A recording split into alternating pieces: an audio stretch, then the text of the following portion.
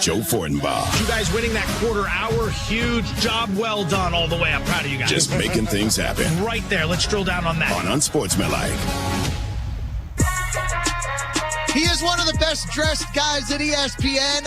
We need his take on ghosts and also bets for the weekend. Joe Fortenbaugh is with us on Unsportsmanlike on ESPN Radio, the ESPN app. We're on ESPNU if you would like to watch. You got ghost stories, hit us up. Dr. Pepper call-in line is open. 888-SAY-ESPN, 888-729-3776. Joe, did you know you had a sponsor? You're brought to you by Home Depot. Get everything you want in paint, all in one can with Bayer Dynasty from the Home Depot. Myron, Joe Fortenbaugh joins us now. And before we talk bets, you wanted to talk to him about ghosts. Please explain. Yeah, we've just been having a heated debate, Joe, about the validity of ghost stories. I told a story about I stayed in a haunted mansion once when I was younger, and I heard what could have been a voice. You know what I mean? It was like it was different than like the wind. And everybody's been making fun of me for that. But, Joe, have you had any ghost encounters? Do you believe in ghosts? What's her take? Let me just check in here. December 27th. Yeah, it sounds like that's the type of conversation we should be having around this time of year. And no, I don't know what you're saying when you say, do you know what I'm saying? All right. Do you understand? No, I don't at all. Jokes aside, I married someone who is absolutely fascinated with this stuff, which means by proxy, I have to at the very least pretend to be fascinated with this stuff. And on various road trips that we've taken around the country, pre-children and with children, we will make stops at random places that are apparently haunted. Here's a perfect example. Love it. The drive from Las Vegas to Lake Tahoe. It's about 6.5 to 7 hours, depending on which part of the lake you're headed to. You go through nothing but nothing the whole way up. You go past some of the scariest looking towns you'll ever encounter in your life. Stephen King wrote a book about this drive. It's called Dolan's Cadillac. Look it up. But there's a town called Goldfield in the middle of all this that apparently has this hotel that is supposed to be haunted from back in the day when the gold rush was taking place and all this and all the people that died in the mines out there. Long story short, or long story longer, I should say, we have to stop by this damn hotel every time we drive past it. And my kids got all jacked up, but they're young. They get out of the car, they take a look around. It's like, well, where's the ghosts? Exactly, kids. There are no ghosts. Mom believes there's ghosts, and that's why we're here wasting time. So feel free to take a leak on the side of the building and get back in the car. You're going to be haunted if you do that. And, Joe, obviously the choice was talk about a 6-3 football game and talk about ghosts. And the answer was easy. The answer is talk about ghosts. Speaking of hauntings, the Bears seem like they're haunted. There's some other bad teams. Transition. You know, thank you very much. I'm a pro at this. There's a reason why they hire me for this gig, Myron. There are some other teams that are really bad right now, Joe, that are at the end of horrible seasons. I cover one closely in Cleveland. The Browns are playing, I think, one of the worst quarterbacks I've ever seen in Dorian Thompson-Robinson. Is there a way to capitalize and make some money off some of the terrible teams that are still stuck playing a couple more games at the end of a lost year? You know, a little bit. There is. There's a general rule of thumb that some guys like to practice here in the final couple weeks of the season where you're going to bet on the teams that have nothing to play for going against teams that have a lot to play for. The reason being, most people would look at that and just assume the team with something to play for is going to trash the team that has nothing to play for because of motivation. Well, the bookmakers are aware of that too, and that gets factored into the line, and that can create some point spreads that are a little bit higher than they should be. So two I would look at. Number one, Arizona, Saturday night, plus 6.5 against the Rams. That number's just too big. Everyone's going to look at Arizona. They were eliminated last week. The Rams, meanwhile, they're hot. It's late in the season, all this stuff. It's a divisional matchup, and the Rams have been very good, but I think Arizona comes out in this game, and the coaching staff likes to get creative. They like to try new things. I think they throw caution to the wind in this game. I think 6.5 is too many.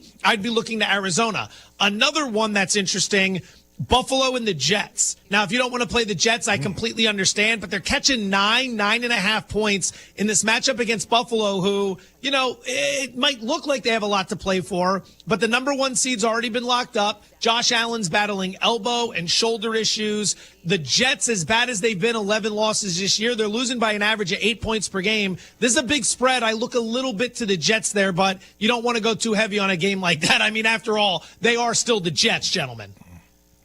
Joe, this may apply more to the NFC than the AFC, but what's the Super Bowl sleeper that we should be betting on right now that might pay off in the postseason? If I say Green Bay, does that count as a sleeper? Because if we're trying to go deeper, I don't know if I have one for you. Yeah, I'll take it. Yeah. Okay, so the reason I'd look at Green Bay right now, 13-1 to win the whole thing at ESPN Bet right now. I believe they're around plus 650, plus 700 to win the NFC. When we're looking at teams like this at this point in the season, like we know what Kansas City's capable of, right? Like that doesn't surprise anybody. We know what Buffalo's capable of. The argument comes down to, if you're trying to extract value, don't show me what Green Bay looks like on their worst day, because I know very well how I can lose this bet.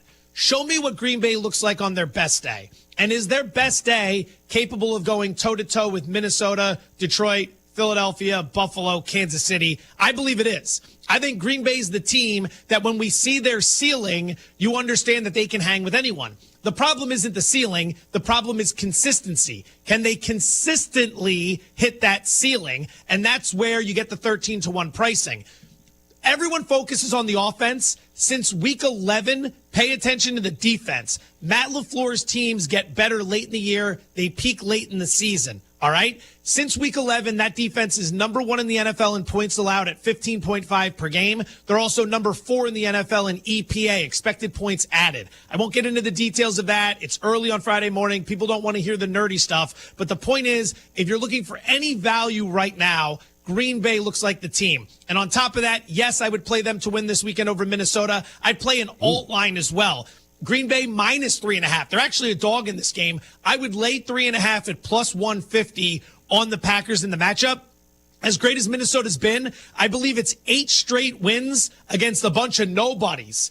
8 straight wins against teams that are combined 41 and 61. The only 2 in there with a winning record are Seattle and Atlanta. All right? Minnesota deserves a lot of credit, but I think at this point they're a little overvalued. That's why I go with the Packers. Joe Fortenbaugh, ESPN Bet, is with us. I'm so sick, Joe, of these MVP debates, and frankly, I don't care, whether Lamar or Josh Allen are great. Careful now. This is important content for us. But look, if you're a Ravens fan or a Bills fan, you kind of want your guy not to win it, because that might mean they have a better chance to actually get past the Chiefs and get to the Super Bowl. I guess I only care in terms of the money that I might be able to make on it. So is there any value in this bet right now on NFL MVP? So Allen's minus 225. I think he wins the award. I wouldn't necessarily advise laying the minus 225. Quick nerdy math discussion here. Get into the habit of converting these prices, minus 225, into probabilities. There are calculators, odds calculators on the internet you can use. And when you plug in minus 225, that spits out 69%. So then ask yourself this. Does Josh Allen have a greater than, less than, or equal to 69% chance of winning the MVP? Well, if you think, man, that should be closer to 75-80, you have an edge there, and therefore you can go ahead and bet it. You see some value. If you think it's closer to 50-50, you should obviously stay away because it's priced at 69%. So this is a long way of saying Allen is probably priced correctly, but a word of caution for everybody who likes Lamar Jackson. I love Lamar Jackson. This isn't to knock Lamar. I just want to point something out. When you're handicapping games, that's one thing, right? You got all these games this weekend. Handicapping awards means you're handicapping voters. You're handicapping human beings who bring a variety of biases to the table when they vote. Go back to the year 2022, 2023. Nikola Jokic should have been your NBA MVP. But because he was about to win his 3rd in a row, the voters, at least some, decided we don't want to put him in that rarefied air with Larry Bird, Wilt Chamberlain, and Bill Russell, the only guys that have won 3 in a row. So some people went with Embiid. And then Embiid flamed out in the playoffs, as he likes to do. And Jokic went on to win the title and show everyone he's the true MVP. If Lamar Jackson wins the MVP this year, he'll have 3 MVP awards. All right? There are only 6 guys in history who have done that. All of them had championships before they won their 3rd MVP. Right. All of them. Right. 5 won Super Bowls. The other one was Jim Brown, who won the championship in 1964. So I wonder how many voters are going to want to line up and vote for Lamar. Even though we're not supposed to account for the postseason, I think some people are going to be biased because they've been burned on Jackson in the postseason before, and they give the award to Allen. We know the Jets, the Saints, the Bears all have openings. What does Vegas say about the next head coach that might be out of a job here soon? Jets, Saints, Bears. I mean, I think now we've reached that point where does anyone actually want to try to get ahead of this? Or do we want to just wait until the conclusion of week 18 and then on the night of Sunday or the next day, Monday, we handle all the firings? I mean, Doug Peterson, there's a name right there. That one's as good as gone, in my opinion. That team's trending in the wrong direction. And then as you work your way around the rest of the league, there are a lot of jobs that are up for grabs. It looks like McCarthy's doing enough to save his job. And somehow, some way, Jerry Jones has made him like a sympathetic character. Like Mike McCarthy and Nick Sirianni before the season started. Think about how we viewed them and what we talked about all summer with them. And now how we view him. Like, we're not blaming McCarthy at all for any of this. Everyone's shifted. The narrative is we all put it on Jerry Jones now, and McCarthy's kind of just this innocent bystander caught in the crossfire. So if he comes back, it's not going to be that much of a surprise, I think. So, I don't know if we're going to see any. If someone wants to, quote, get a head start, I don't know who that would be between now and then, but Gerard Mayo's an interesting one to keep an eye on. I think it'll depend on some of the names that are available and who might have a shot at a guy like Ben Johnson, and then the trickle-down effect of what happens after that. Joe, I don't know if you had it, plus 140. No, 140-1, no touchdown last night in Thursday Night Football. Do you know anybody that had that one? No, that Bears defense is such trash. Who would bet that, right? Like, who would look at that and be like, no touchdowns are going to be scored in this game? That Bears defense has been so bad since Eberflus was fired because that was the one thing he was actually good at, defense. They've completely fallen apart, but Seattle was in a very rare spot. There's no more of these left this year, so file this away for next season. Very rarely does it happen, but it's almost good as gold when it comes to Vegas and this trend. Teams that play on a Sunday and then have to play on Thursday on the road, right? So the quick 4-day turnaround.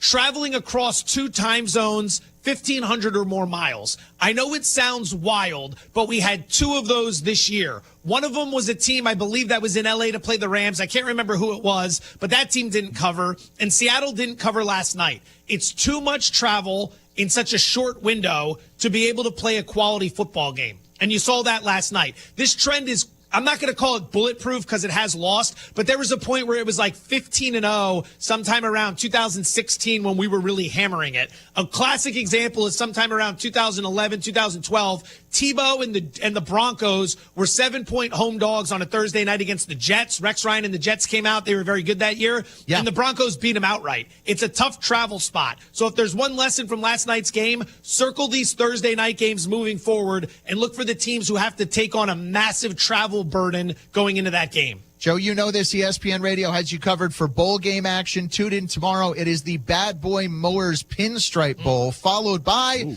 the Pop-Tarts Bowl and the Valero Alamo Bowl. All of them tomorrow. Coverage begins noon Eastern time on ESPN Radio and the ESPN app. Joe, great stuff. Appreciate the time as always. We'll talk soon. You start Joe Fortenbaugh with Home Depot and Ghost. You end Joe Fortenbaugh with the Pop-Tarts Bowl. There's no better way to do it, gentlemen. Thank you so much for having me on. Appreciate it. There he is. Joe Fortenbaugh from ESPN Bet. Up next, who do you believe in more? Ghosts, the Packers, or the Vikings? You can talk about any of those topics at 888-SAY-ESPN on Sportsman Likes with Aaron Goldhammer and Myron Metcalf on ESPN Radio and ESPN2. Unsportsmanlike. Unsportsmanlike. I'm really good at parallel parking. When we were in Florida, Evan was like, oh, am I going to have to parallel park in front of the station? He was nervous about that. I was? Yeah. I don't have any recollection. I do. And then we got stuck. Well, we did get stuck. Don't go anywhere. More Unsportsmanlike next.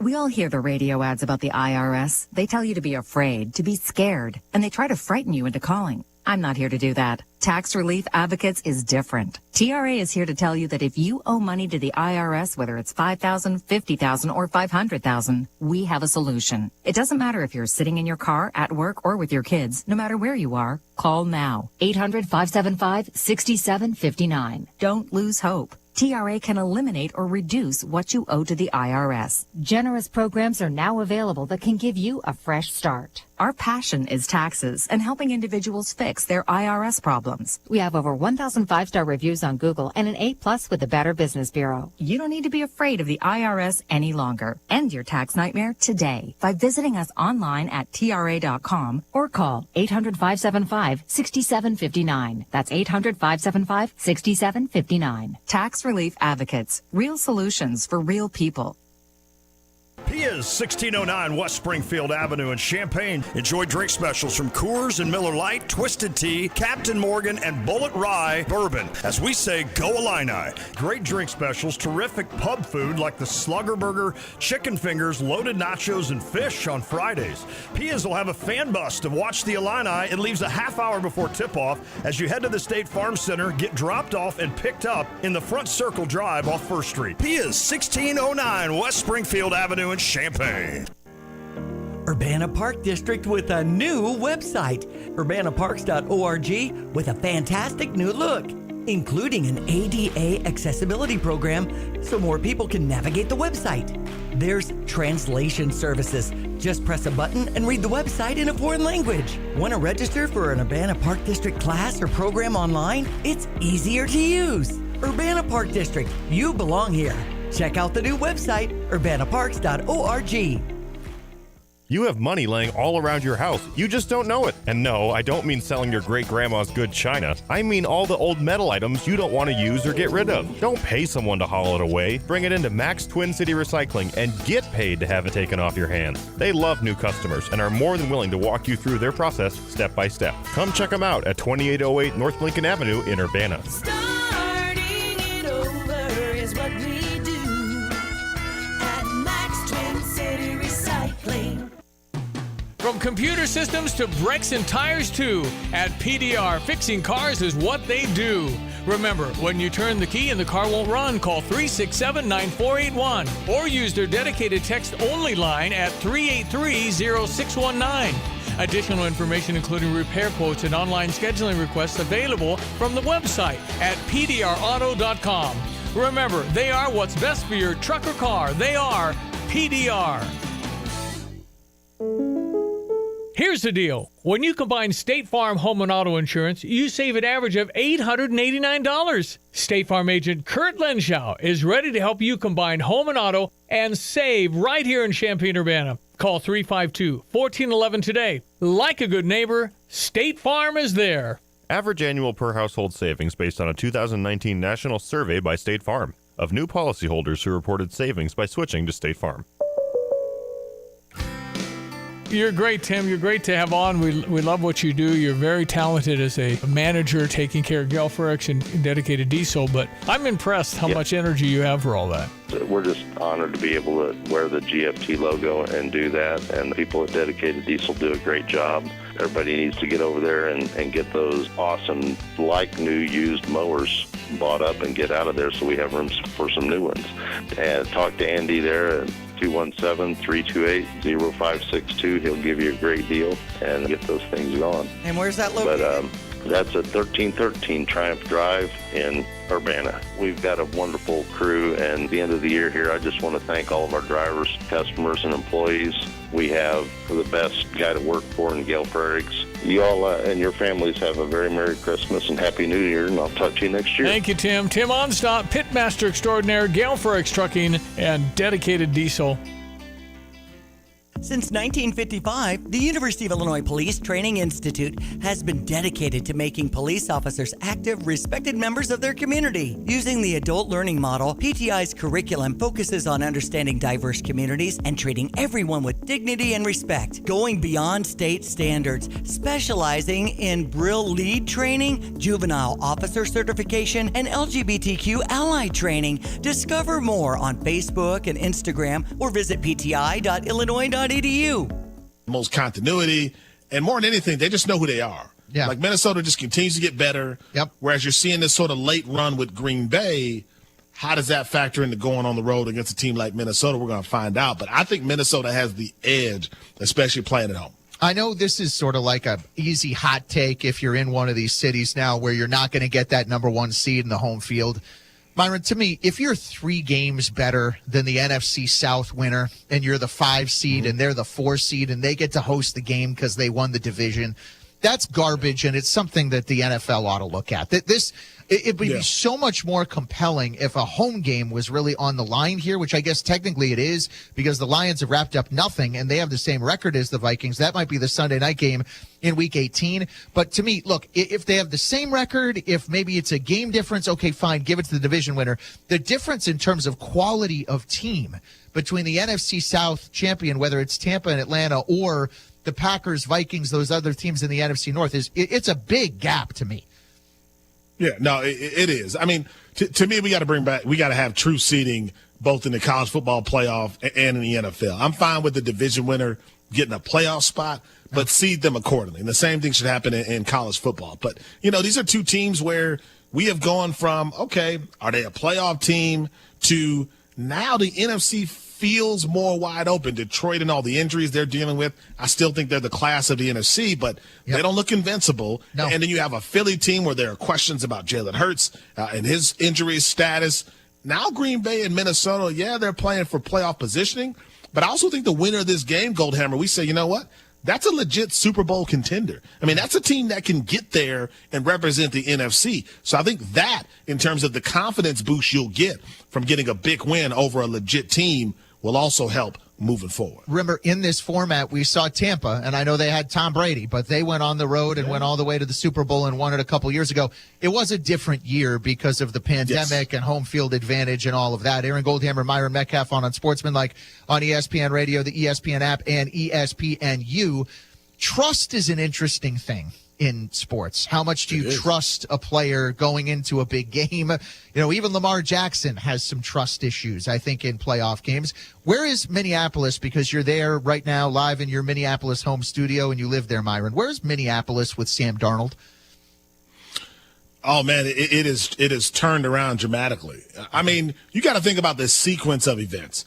Kirk Cousins is out, and that was sort of like a situation where it was just best for everybody involved. Right, the Vikings weren't going to pay him again, and I don't think anyone in Minnesota wanted to go through that again, especially with the injury. And then you bring in J.J. McCarthy, and people are really excited about it, and Sam Darnold's viewed as sort of a bridge quarterback. But when J.J. McCarthy got hurt, I think a lot of people were going, it's over, right, for the Minnesota Vikings. Sam Darnold, this dude can't lead the team anywhere.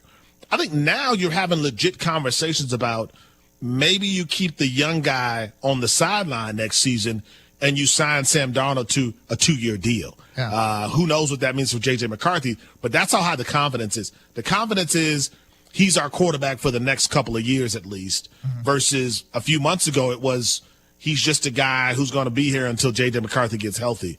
That's how rapidly things have turned around, I think, for Sam Darnold. Will the Vikings pay him? At this point, Goldhammer, can they afford him? Yeah. I think is a legitimate question because he's going to command a lot in the open market. Yeah, no doubt. Aaron Goldhammer, Myron Metcalf. All right, I'm going to give the ball to you here, Myron, and let you decide. Okay. We can either keep talking about the Packers and the Vikings, or we can go to ghost stories. What would you like to do? Would you like to stick with the football, or do you want to go to the ghosts? I think the people want to hear about ghosts, honestly. It's 2 days after Christmas. People are just kind of lounging around. They're going to the store right now, Goldhammer, for batteries and stuff that they didn't get for the kids' toys. They want to hear about ghosts. Mike, congratulations. We've made the decision. Mike in Arizona, ghost stories. Mike, the floor is yours. Go ahead. All right. Well, I saw my dad when he was 6 months after he died. He came out to California when I was 20 years old, and he walked in my room in the middle of the night. And I knew it was him because I wasn't scared. Otherwise, I'd been crapping my pants. But he walked around my bed and then walked out. And did he say anything? You saw him? You saw him? It wasn't a dream. I felt inside that it was my dad because it was a black figure of a person walking in my room. And he walked around my bed, sat down on my bed, got up, and then walked out. And I wasn't scared. Otherwise, like I said, I'd have been running out of that room. But, it was my dad. Listen, that happens to people. You hear stories like that, Goldhammer, about people having encounters with loved ones who recently passed away. I mean, sure. There's a whole industry. Have you seen these mediums? Yes. These guys who will contact. Yeah. Like that's a whole thing, man. And I never know whether I believe that or they're just saying generic enough things about someone who just lost somebody that it would apply to anyone. There's one guy, Tyler something. Yeah, that dude. Dude. Who will call upon the spirit of what. Look, I would tend to think I don't know Mike's story and all that, but if you're half asleep and you just went through this loss, you could imagine that someone's figure came and walked around your bed for a minute and then you wake up a little bit. I think some of this stuff is legitimate. That one to me, I don't know, made me a little skeptical. DJ in South Carolina also has a ghost story for us on Unsportsmanlike. DJ, go ahead. Yes, sir. It's actually BJ, but it's all good, man. I grew up in mid-Michigan in an old farmhouse. And when my sister and I were younger, there used to be cigarette smoke in the house, but nobody smoked. And so my parents would always blame me and my little sister on that, which we had no idea where to get cigarettes, even though it was late 80s, early 90s. But then after we moved out and went to college, the cigarette smoke still persisted, only for about 30 seconds at a time, and then it would be gone. And there's nobody in the house that smoked. And my parents could only take it for about 10 more years, and they said, enough's enough. There was plenty of other spiritual encounters there, even with old animals, dead animals chasing live animals into walls. It was truly a haunted house. And I am never, ever, ever, ever living in an old farmhouse again in my life, new builds only. Explain that, Goldhammer. Where's the cigarette smoke coming from? There's nobody in the house who smokes. Explain that. If he smoked, if the farmer that lived there smoked in the house, then the smell of smoke would still be there from the walls. That's not what he's saying. He's saying there would be a really strong sense out of nowhere. That's what he was saying.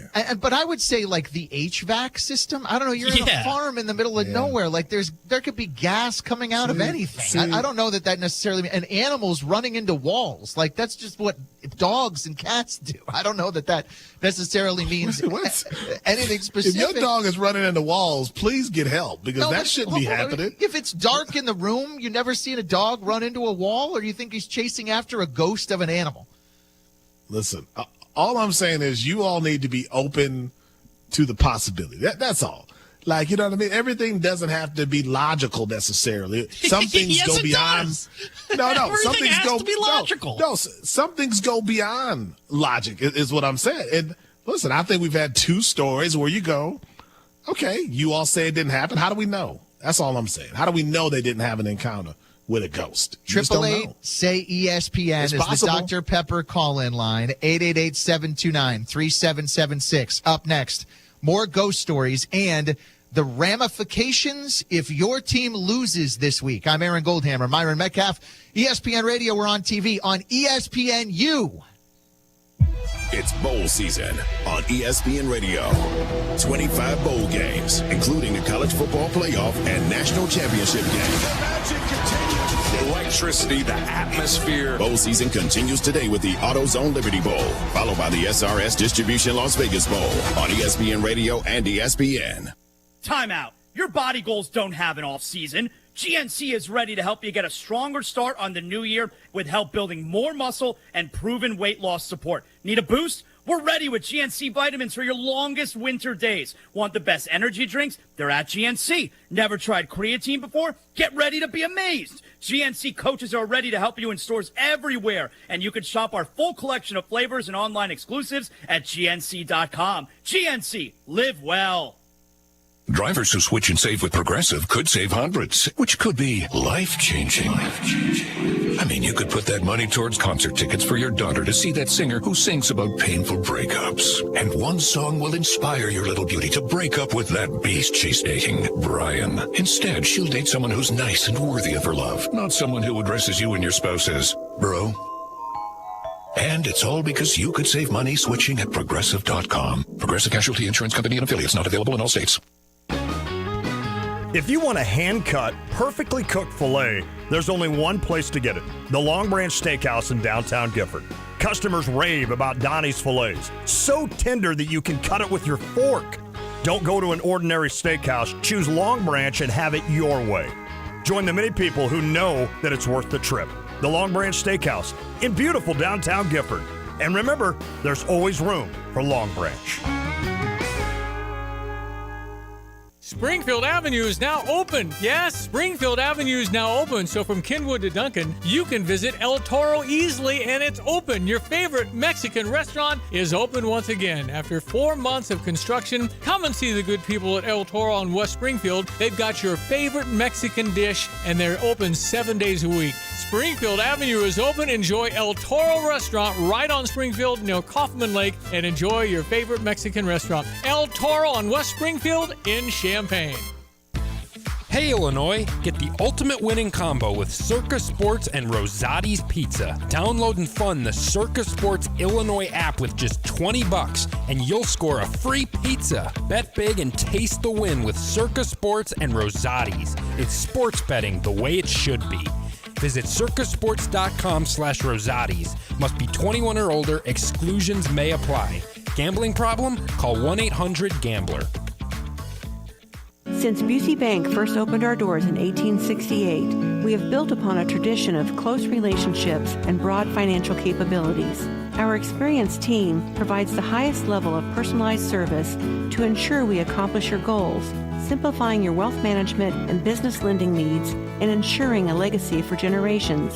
Building business, growing wealth since 1868. Proud to be the official bank of the Fighting Illini. Member FDIC. Get the roof your home deserves by Roof Doctors, your residential roofing specialist that has always offered the best warranties in the industry, like our non-prorated 50-year warranty. Our customers love that we are family-owned and locally operated. We make our customer needs our top priority. With over 30 years experience and the best customer service, give Roof Doctors a call today for your free estimate at 328-7529. In your community and for your community, Roof Doctors. When you make the right decision, it feels good, like picking the perfect accent rug or choosing a good night's sleep over an all-night crime show binge. It feels really good to make the right insurance decision, too. That's why State Farm agent Kurt Lenschow is right here in Champaign-Urbana to help you select the right protection at the right price. Kurt will make sure you understand your State Farm coverages so you'll know what to expect if the unexpected happens. Just call him when you want the real deal. Like a good neighbor, State Farm is there. I've got to clean out this garage. Let's see. What's the cheapest and easiest dumpster service in our area? Here's what I found. The doggy bag. Think she's broken. I'm not looking for takeout. Siri, try again. The doggy bag from Bulldog Disposal in Mahomet. Doggy bag? What's that? If you got junk that needs to go, but you don't want the hassle of having an enormous dumpster delivered, grab a doggy bag, keep it as long as you need. They'll come take it away. For more information, just visit bulldoggybag.com. That's bulldoggybag.com.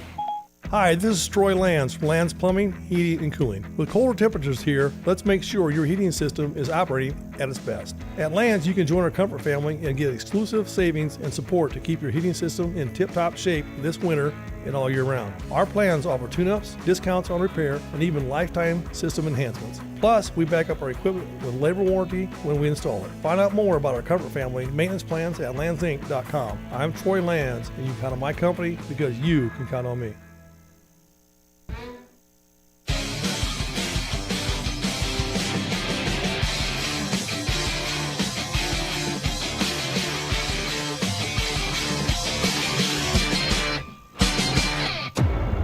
I think it's time we asked ourselves this question.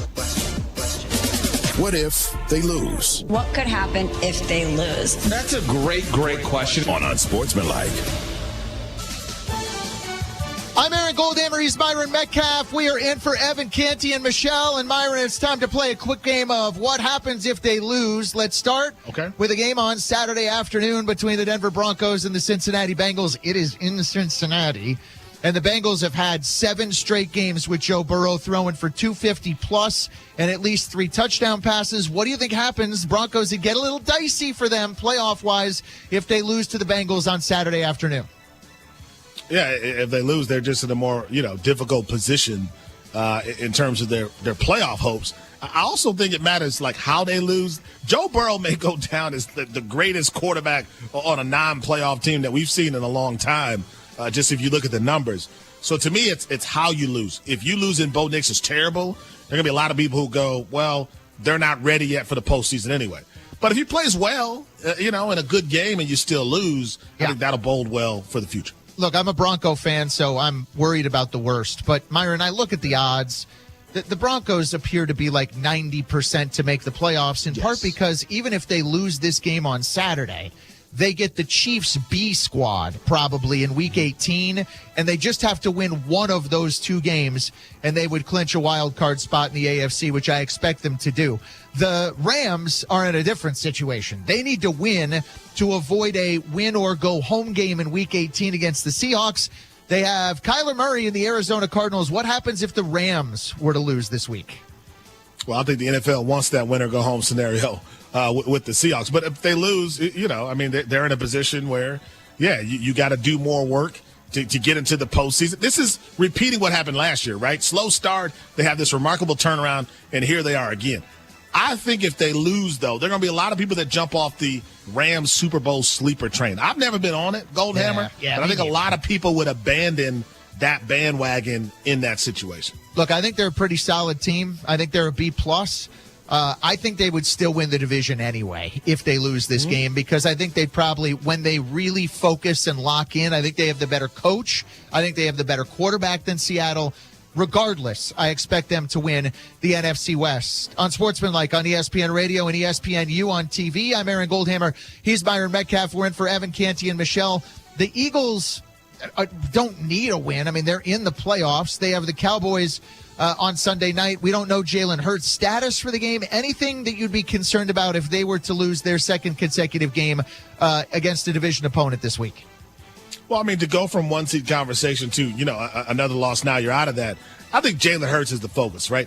How do you play without him?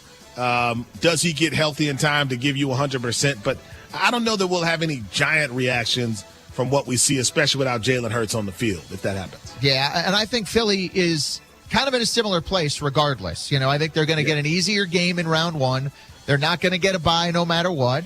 And I think they're going to be a pretty tough out, but I wouldn't make them the favorite by any stretch to win the NFC. I actually kind of like both of these teams more. I kind of like the Vikings and the Packers more than Philadelphia, the way they're playing right now. The loser of the Vikings-Packers game, what's at stake for them?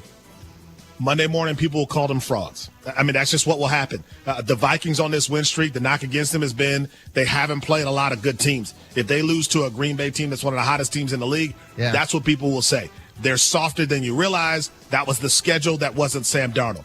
If the Packers lose, I think it'll be the same thing. This is sort of a front-running team that got hot again at the end of the season. Same thing that happened last year. However, it's hard to count on teams like that. So if you come to Minnesota and lose this game to a team that will obviously be in the playoffs, I think there will be a lot of doubters for Green Bay as well. Myron, I would tell everybody that, you can win 10 games in the NFL and have a good year by accident and with some bounces of the ball.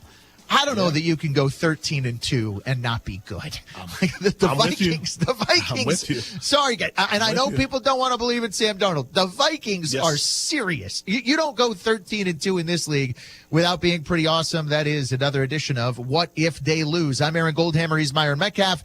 The other obvious topic for us this morning, after a 6-3 unwatchable Thursday night game last night, is ghosts. We had an issue before the show with Myron's television set up on ESPN2 and ESPNU where it looked ghosty, I guess, in your show. Yeah. So it led us to a conversation about ghosts.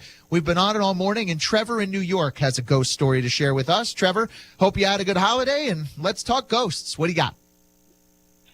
All right, so this is years ago.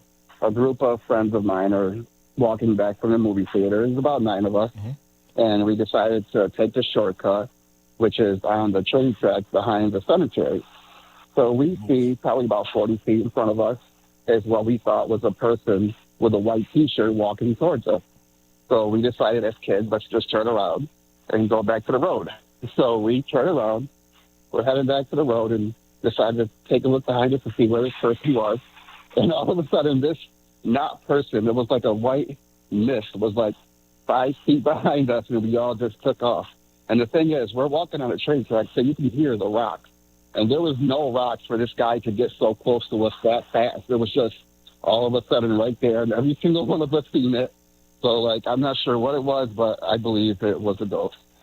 Myron, where do you come out on the validity of Trevor's story? 100%. I mean, you know, the rocks detail matters. A human couldn't close that distance without making a bunch of noise on the tracks. There's 9 witnesses. So, I mean, this isn't a guy and his buddies saying it happened. This is 9 people all saying it happened. Goldhammer, I don't even know how you could challenge this. Clearly, this was a ghost encounter. Myron, I'll challenge it this way. They looked and thought they saw a guy in a white T-shirt. It was a cloud. Clouds don't make any noise. It was a little bit of fog or something behind a thing, and it got closer to them. And then, look, the minute one person says, oh, I think that might be a ghost, of course the other 8 people are going to be like, oh, my God. They all want to be a part of the story, too. James in New Jersey is up next. You're on Unsportsmanlike on ESPN Radio. The floor is yours. Go ahead, James. Good morning. How you doing, gentlemen? How you doing, James? Good. I just want to tell you that I was around about 15, 16 years old, and my mother put me on punishment. And we lived in the projects, and behind the projects there was train tracks. And so it was still daylight outside, so I'm looking out the back of the window because I can't go outside. I'm on punishment.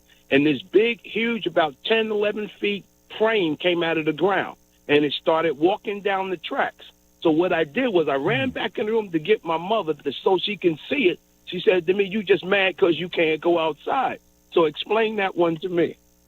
The train came out of the ground? So this was a ghost train?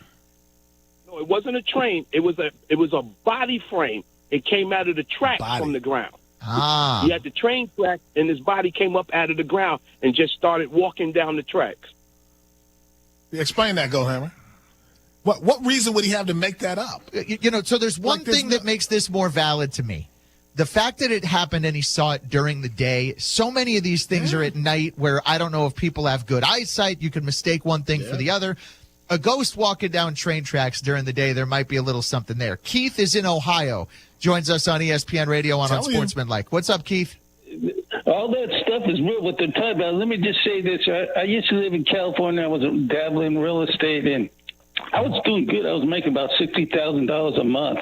No driver's license, no job. And I had an acquaintance friend that lived on the east of San Diego and by Brawley. There's on the Mexicali and then Calexico, but anyways, I went because I was traveling and I went to other countries, but I went to see a friend and because, I went to hang around Vegas for a while stuff. But is this an episode of a show or is this a ghost story? So we get to the ghost, or is this like is this chapter 1 of the Netflix series you're pitching? Okay, I'm going to say this then real fast. Well, they said they had a ghost in the house. I didn't believe it, but when I went there first night, it revealed itself to me because they said they had knives flying through the air. The phone would ring when it wasn't hooked up. They had a priest come over, and so anyways, I was on my laptop and I was in the little room. All of a sudden, I hear a thump. Thump, thump, thump. And then I heard cha-ching, cha-ching, cha-ching. I looked around. I said, this is my room. I'm the only person. All of a sudden I said, hey, this is that ghost, they said. I ran out of that room. I started banging on the doors. I said, you guys got a ghost in the house. And the woman said, well, I thought I told you we had a ghost in the house, but we didn't think we'd bother because you were such a nice person. But they had crazy stuff going on, like knives and things flying. Even the police showed up. All right. Because one time all right. There's Keith in Ohio. Do you buy that story? These are your people, Myron. What do you think there, Myron? No, that was just a scene that didn't make Goodfellas. That's all he's describing. That's on the DVD version when you get the bonus scenes that work. I didn't know where he was going, Goldhammer. Like he was like, I used to make $60,000 a month. I was making good money back then. Went to a friend's house, and next thing you know, I'm hanging out. The food is great. Have you ever had the coffee in San Diego? He was going all over the place. No, I was about to quit this show and get into the real estate business mid-segment. $60,000 a month. I'll see you guys later. Are you only selling real estate? We'll talk. If it's not, That's maybe some it's narcos not, money right maybe there. It's not ghosts that you're seeing. It's something else. Jim Larinaga. That's a briefcase full of cash kind of money right there. Speaking That's of off the books. Speaking of off the books, briefcases full of cash. We'll talk about things going on at the University of Miami on Unsportsmanlike next. Georgia versus Notre Dame. There's a different feel to the playoff. Boise State versus Penn State. There's an intensity that gets ratcheted up. Oregon versus Ohio State. The stakes get much higher. Arizona State versus Texas. The College Football Playoff Quarterfinals. New Year's Eve and New Year's Day on ESPN Radio and on ESPN. It's Harry Lyles Jr., today's host of the College Game Day podcast. On the latest episode, Pete Thamel, Heather Dinich, and I talk about initial thoughts on the 12-team playoff, the need for a universal metric strength of schedule, the job statuses of Ryan Day and James Franklin, the heavy cost to show up to a college football playoff game, and the games we're looking forward to in the quarterfinal. Tune into College Game Day wherever you get your podcasts. Amber Indian. Would that 31-yard field goal, as it hits the uprights, have bounced through the uprights if that kicker was in a New York Jets uniform? And it bounces in if he's a Chiefs kicker? Look, because that's the black magic that the Chiefs somehow are practicing. I can't figure it out, but I'm telling you, that's how it's working. Amber Indian. Weeknights at 7 Eastern on ESPN Radio and on Sirius XM Channel 80. I'm telling you, the ACC is special. For all the traditions and new additions. Cooper flying high. For all the iconic. Watch this, the corner. Watch the explosion. And electric. Hits another. Ho, my goodness. Come for it all. ACC Men's College Basketball. All season long on ACCN. It's bowl season on ESPN Radio. 25 bowl games, including the College Football Playoff and National Championship game. Touchdown! The electricity, the atmosphere. At the 5 and into the end zone! This is why you do what you do. Coverage continues tomorrow with the Bad Boy Morris Pinstripe Bowl, the Pop-Tart Bowl, and the Valero Alamo Bowl on ESPN Radio and on ABC. It's the beauty of college football. I'm Michelle Steele hosting ESPN Daily this week. Every weekday morning, we bring you the best sports story you'll hear all day. Today on ESPN Daily, we're revisiting one of the biggest stories of the year via our 5-part series, Death of a Sports Town. Check out episode 2, where we share the intimate story of one Oakland A's fan who launched a movement to fight back against a billionaire owner. That's ESPN Daily. Follow us and listen wherever you get good podcasts. You could just watch ESPN, but why not tap in? Tap into all your sports in one spot with the ESPN app. Tap into articles, analysis, and content with ESPN Plus. Tap into who's who and who should be in your lineup with ESPN Fantasy. What a monster week we saw. Tap into every, all the, and never miss the breaking news. Because once you tap in, you're tapped in. ESPN. Bam!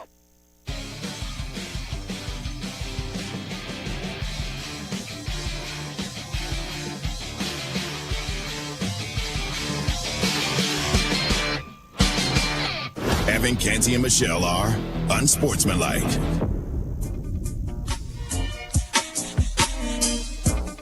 Shout out to everybody listening, making at least $60,000 a month in real estate. I'm Aaron Goldhammer, Myron Metcalf. We are unsportsmanlike on ESPN Radio. The ESPN app, we're on ESPNU. We're telling ghost stories. We're talking football, getting you ready for the weekend, enjoying the holiday. And also talking a little college hoops here, presented by Progressive Insurance. Myron, this is your beat. This is your day-to-day life in your world. How surprised, anytime a coach steps down, non-medical reason, okay, on December 26th in college basketball. Okay, it's not March 4th. Like, this is an odd time of year to leave a job. Jim Larinaga coached Miami to Final Fours. He coached George Mason to the Final Four. Mm-hmm. He's a legendary coach. What is going on here that he's leaving this job? Well, I mean, he probably left too late, right? I mean, the ideal time might have been right after the Final Four run, go out on top, doing something that had never been done. But I think we'll see more of this. There are a lot of young coaches I know, Goldhammer, who are like, they don't want any part of it, but they're kind of stuck. You're 45 years old. If you want to make money in this business, you got to adjust to NIL. Whereas you had Jim Larinaga say that was a part of it. I don't fully believe it, to be honest. I mean, I think he was a guy who capitalized off of NIL. Right. John Ruiz, the big billionaire, was a guy who funded a lot of Miami's early NIL deals. I was on the court after Miami won their Elite Eight game against, I think it was Texas, and he embraced John Ruiz on the court, like he was an assistant coach. So to go from that to saying, hey, there's too much happening with the name, image, and likeness era, that part doesn't add up to me. And let me just say this. I don't know the value of anybody in college sports saying NIL is bad. Like, my message to them is like, who cares? Right. Like, this is what we're in. Right. You know what I mean? So why are we having these 2017 talking points when clearly that's behind us? We are in name, image, and likeness. So that was the part that surprised me more than anything. Not that he retired, because it's probably either retire or they move him away, right? They force him out, right? Considering how bad Miami has been this year. But to blame NIL, I don't think that's fair, especially when you benefited from NIL more than most. I just don't like also the look of quitting on your team in the middle of a season. Jim Larinaga, now the former coach of the University of Miami, explained to Myron's point why he decided to step down. I loved the game and I loved the university that much. I felt like, okay, there's one thing you got to constantly ask yourself. Are you going to give everything you have, the commitment that it deserves, 100% of yourself, physically, mentally, emotionally? But I'm exhausted. I've tried every which way to keep this going. What shocked me beyond belief was after we made it to the Final Four, just 18 months ago, the very first time I met with the players, 8 of them decided they were going to put their name in the portal and leave. I said, don't you like it yet? No, I love it. I love Miami. It's great. But the opportunity to make money someplace else created a situation that you have to begin to ask yourself as a coach, what is this all about? And the answer is it's become professional. Jim, welcome to America, Coach. No. Like, this is just the way it is now. And I can't fault those kids.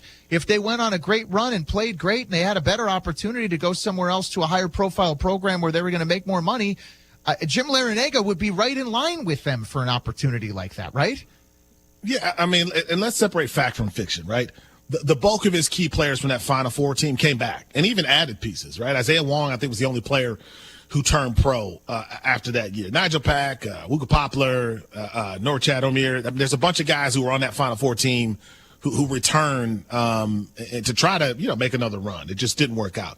So that part doesn't make sense. But again, that Final Four run was created by the NIL dollars that he suddenly had access to. So to say, now it's just too much, I can't stand when coaches talk about NIL and athletes like these guys are 15 and 16 years old. Yeah. These are adults. We call them kids, right? Because they're young people, but they're adults who have a right to make money because that's what the rules state. And to suddenly say, well, this is the end of college sports. Well, it wasn't the end of college sports when college coaches started making millions of dollars. No.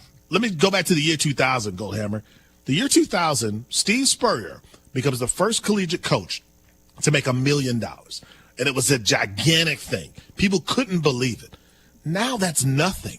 Yeah. All these guys are making millions. Some assistants are making millions. Yeah. These TV networks, everybody's making money. So why are we suddenly going against the idea of the athletes that this sport was built on can't make money?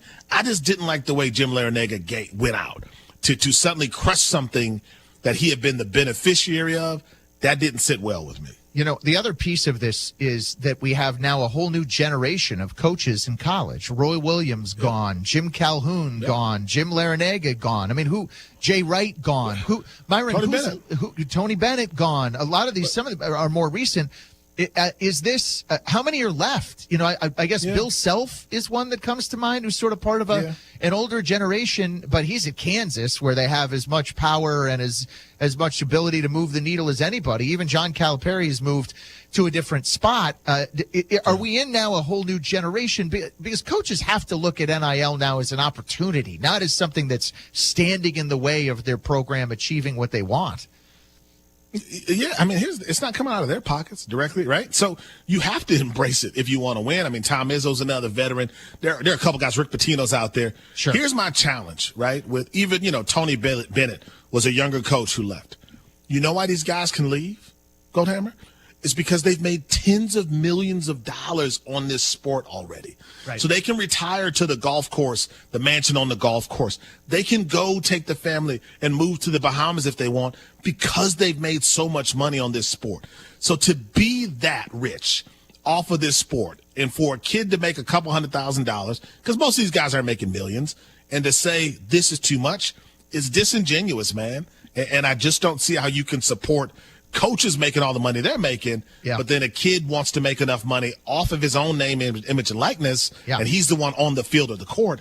How can you knock that? I just think that attitude isn't going to work for any school that has a coach who supports that.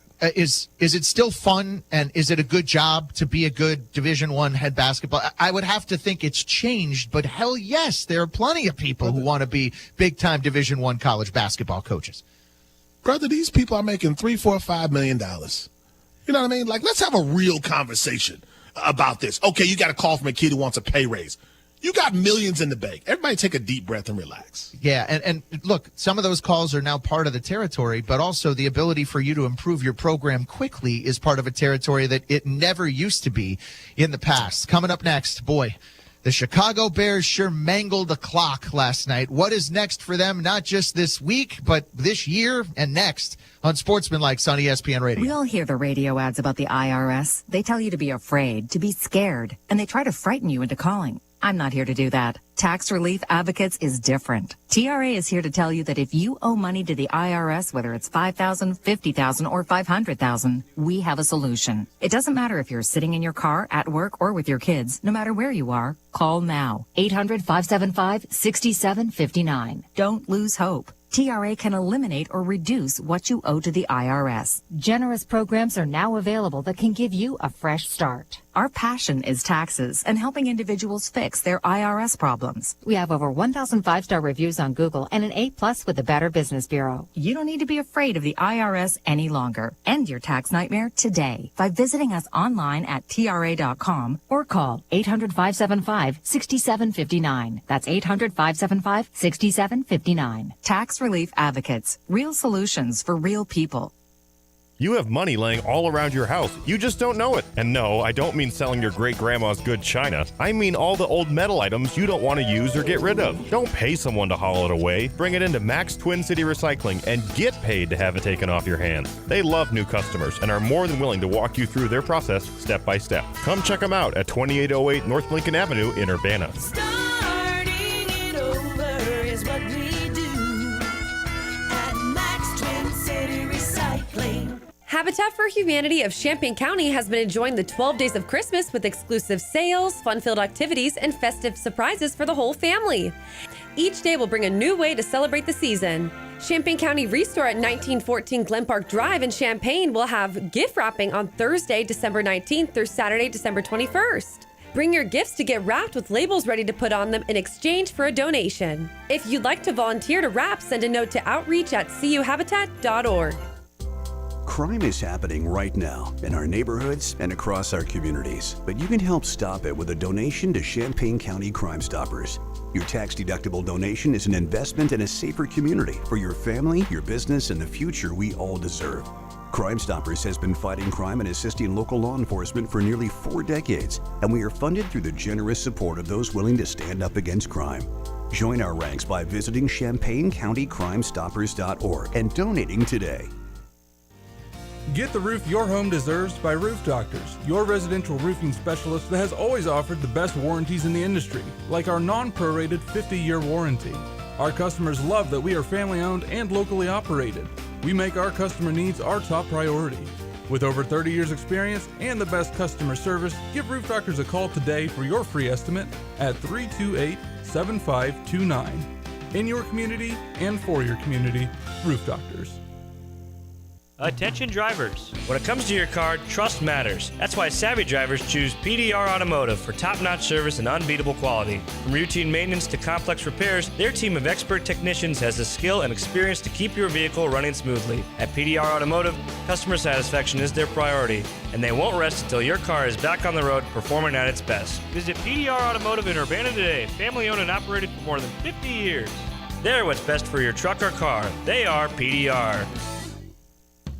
Season's greetings. This is Janelle Adams from Prospect Bank. Sometimes the perfect gift is simply sharing a smile, and donations don't always have to be grand gestures. These small tokens show appreciation and will bring a world of happiness to a stranger. Remembering those who are less fortunate during this time of year could be the perfect encouragement needed to support your local food pantry and other civic organizations. Happy holidays from all of us at Prospect Bank. Equal housing lender, member FDIC. .com/joy for your free online visit. You're listening to WSJK ESPN 93.5 Tuscola, Champaign-Urbana, your home for the St. Louis Cardinals. This is Unsportsmanlike on ESPN Radio and on ESPNU. That's it. Final snap of the game. The losing streak has reached double digits. 10 consecutive losses. Frustrating, annoyed, but learning, I would say. I definitely think this is going to be good for me. Excited about this last game, and then, excited about the future. Myron Metcalf, we need to remind the Chicago Bears of some things. How many timeouts do you get in a half in the NFL? They don't know. I think they don't have a clock management. I think you get 3. The play clock. Yeah. The play clock is is it 40 seconds? Someone needs to tell them. Yeah. All this stuff needs to be discussed in their head coaching interviews. Byron suggesting Flava Flav as the new head coach of the Chicago Bears. I'm Aaron Goldhammer. With Myron, we are on Sportsmanlike on ESPN Radio. You can watch us on ESPNU. We're in for Evan Canty and Michelle, and we go out to the hotline. We bring in Courtney Cronin, who covers the Bears amongst 50 other jobs for ESPN NFL Nation. Courtney, what was the explanation? Was there anything worth repeating from what was coming out of the Bears locker room last night after yet another debacle that reminded a lot of people of what happened on Thanksgiving Day in Detroit? Isn't it crazy? That was a month ago. That was the game that got Matt Eberflus fired, yet this one played out in very similar fashion. They start the drive, the last drive of the game, with 3 timeouts, and they don't end with a field goal when they needed it to tie the game to go to overtime. I think the one explanation, I went back and I was on the field when this happened, so I was hearing the sell the team chants and watching the fans just lose their ever-loving mind. And can you blame them? Because we all saw it happening in real time. We also saw the clock go from 2 minutes to 1:15 and then 1:15 to 37, and you're wondering, what are you guys doing? What's the communication on the headset like? Why is someone telling you not to take a timeout, or why are you not taking a timeout? So the first play that does have an explanation from Thomas Brown, and I don't know how this is the real explanation, but he said on the first timeout, which was the one that he had to call when they were out on the field, it was 4th and inches. Jake Curran, who was a backup who was starting in place of Tevin Jenkins because of injury, flinches, just barely flinches, but you can see it enough. It's a false start. Punt team goes out. You're thinking, okay, they're going to punt right there because they're at their own 39. Then all of a sudden they call a timeout, and the boos, you guys. Oh, my goodness, they were loud. And Thomas Brown sends the offense back out. They convert on a huge pass play from Caleb Williams to DJ Moore. But the explanation from Thomas Brown was not that there was confusion as to why you had to burn a timeout right there. Yeah. He simply changed his mind. In that situation, he said he changed his mind. He wanted to use the punter initially as a weapon. That's the reason the Bears spent a 4th-round draft pick on Torrey Taylor. But he saw there was 2:14 on the clock. They had all their timeouts. They had a 2-minute warning. Defense playing good. His thought process was, I want to save that timeout for something later. Guys, they ended the game with one timeout that they didn't use, very similar to Detroit. Like, it's maddening, the explanation and how this thing keeps happening with this team over and over and over again in these one-score losses. Courtney, what's a better situation for Caleb Williams' development? A veteran leader like a Pete Carroll, or an offensive guru like a Ben Johnson or a Liam Cohen? Well, I want to hear what you're suggesting. If Flava Flav would be in the mix for an interview. Yeah. Can I get like a little bit of like some background on that? Did you vet him yet? Yeah, so I'm thinking about it. Specialist That's what I'm saying. Yeah, so my theory is whoever they hire, put a guy on the sideline with a giant clock. So I thought of Flava Flav, so that you just know at all times what's happening with the clock management situation. Look, that's a great. Honestly, Myron, I love the out of the box idea. It's not even that crazy, because the fact is we've seen this nonsense happen again and again, and it's not like they don't have a clock management specialist. They do. I don't know whether somebody's not listening to him, if the headset's just so damn chaotic that they can't figure out a decision in real time. They had a lot of time to think about it. Would Pete Carroll get this wrong? Would Ben Johnson get this wrong? You would think that a more seasoned veteran, which is why I think the Bears have put that information out there, that they want someone who has done this before, a leader of men, the experience factor, so you don't get into these situations where somebody either freezes, somebody changes their mind in the middle of the most critical drive of the game to go tie the game. You don't want that stuff anymore. So I think when you look at situations like last night, it does lean you in the direction of they should get somebody who's done this before and somebody who has the stones, frankly, to not let this stuff happen, to like stomach it in real time and be like, no, this is what we're doing. Be decisive. They weren't decisive on that final drive, burning timeouts when they didn't have to, not calling them sooner than when they should have. It's a frustrating part of this. It's a frustrating part of the season. All the losses have been terrible, but losses like this just continue to point to the ineptitude of this coaching staff and the people who put them in this position in the first place. Courtney Cronin with us, covers the Bears, ESPN, NFL Nation. Caleb has taken 67 sacks this year, Courtney, and this is getting close to a record. It's getting close to David Carr territory. I suggested this morning that it might be best for the Bears to see Caleb Williams again in 2025 and not put him through whatever the Packers are going to do to Chicago next week. Has there been any talk of that, or do you think Caleb will start in Week 18? No talk of that. I do think he will start in Week 18. They like the most honest he's been about the cumulative effect of these sacks was last night. Like, we ask him this question every single week, and he only will talk about the cumulative effect from a physical standpoint. Got to do my rehab, got to make sure I'm physically ready to play the next week so this isn't an issue. Guys, we know this is going to take a mental toll. I don't care what anybody says. You get hit that many times, you're going to be a little gun-shy. We saw this with Justin Fields. I know they're different people. That doesn't matter. There is a cumulative effect of these sacks and these quarterback hits racking up. And yeah, is every sack on the offensive line? No, of course not. Caleb was holding onto the ball too long last night. It was pretty obvious. I mean, there was the screen game that they were certainly trying to utilize there on the final drive to get some momentum going, some passes that were tipped, all of those things. But regardless of how the sacks are happening, he's still getting hit. So I think that you've got to be real judicious about this. Certainly you don't want to hit the record. And the fact is, the record's not that far off. He's 9 away from tying where David Carr was as a rookie in 2002.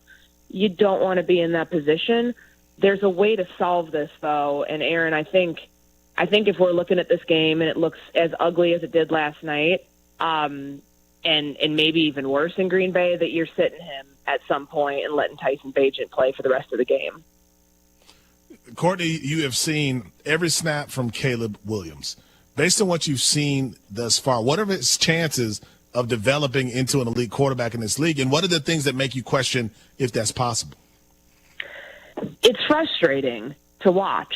Yesterday, he's averaging under 2 yards per pass attempt of air yards.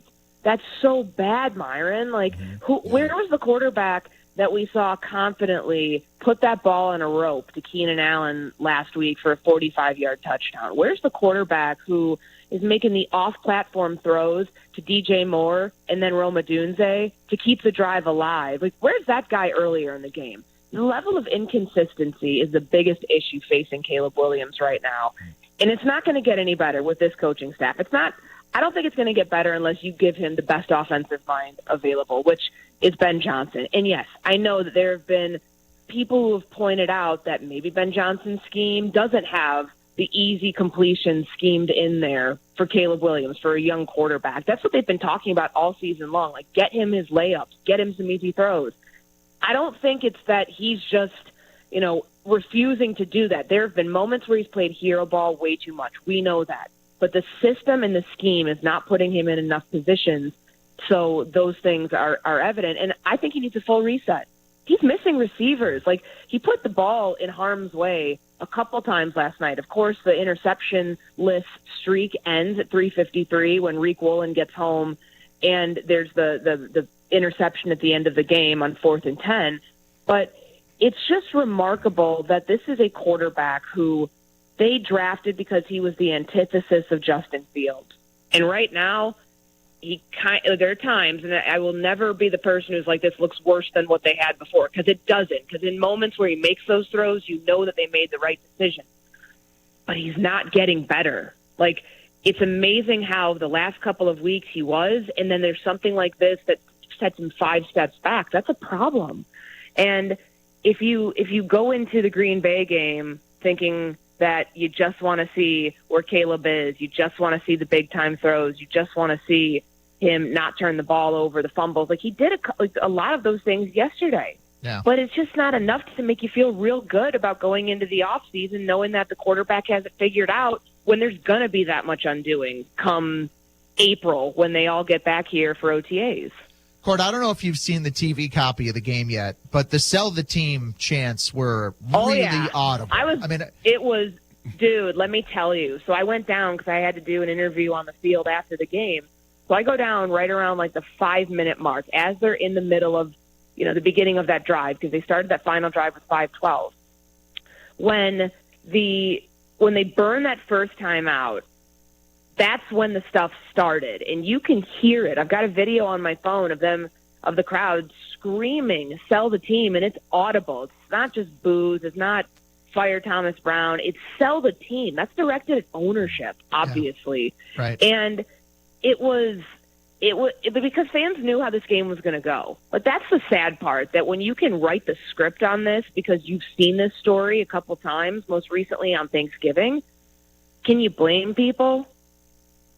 No, I just wonder where it leaves George McCaskey and Kevin Warren. Like, you can't force owners out. You can't fire the owner. But at a certain point, when you have a packed stadium on a pouring night, where in a lesser football market, Courtney, there would have been 25% of the fans in the stands. It was packed.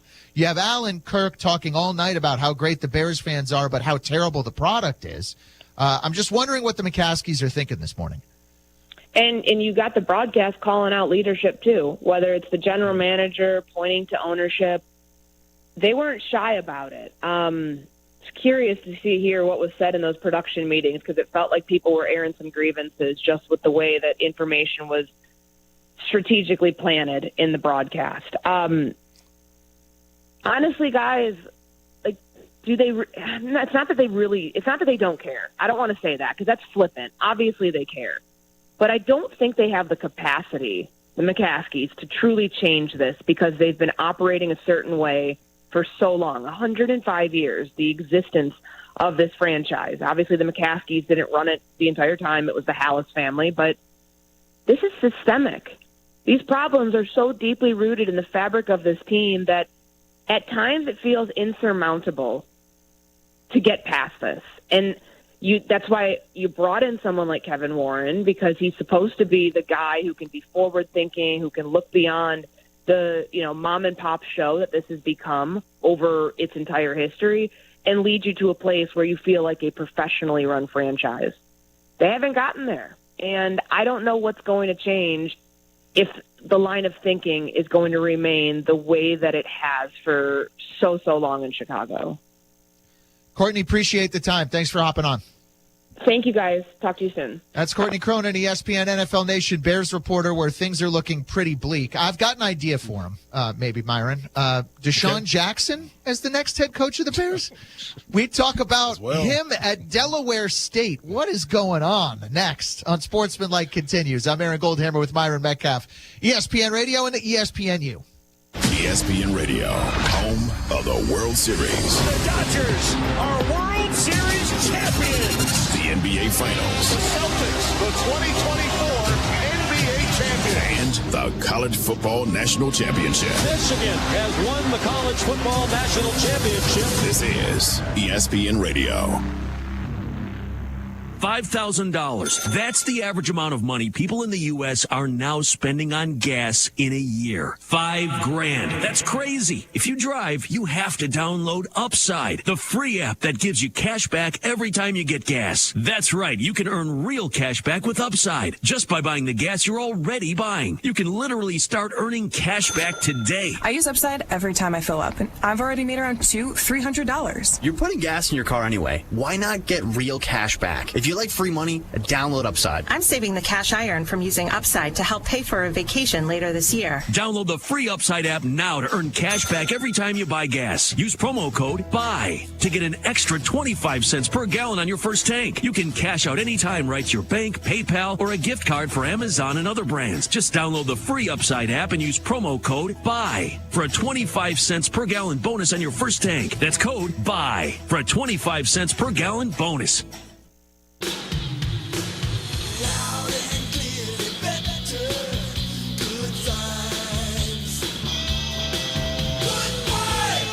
Hey, Illini fans, Steve from Good Vibes here with Citrus Bowl-bound linebacker and special teams player Kenenna Odeluga. You know, I can't wait to party on New Year's Eve, and my idea of a party involves tacos.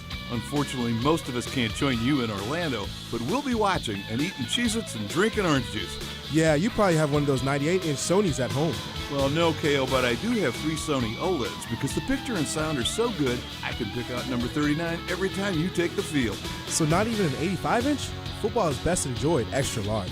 Well, my 77-inch is just right for my room, but there are deals on all the extra large screens. This is nothing you want to fumble on or pass up. And Good Vibes delivers free? That's like the extra point.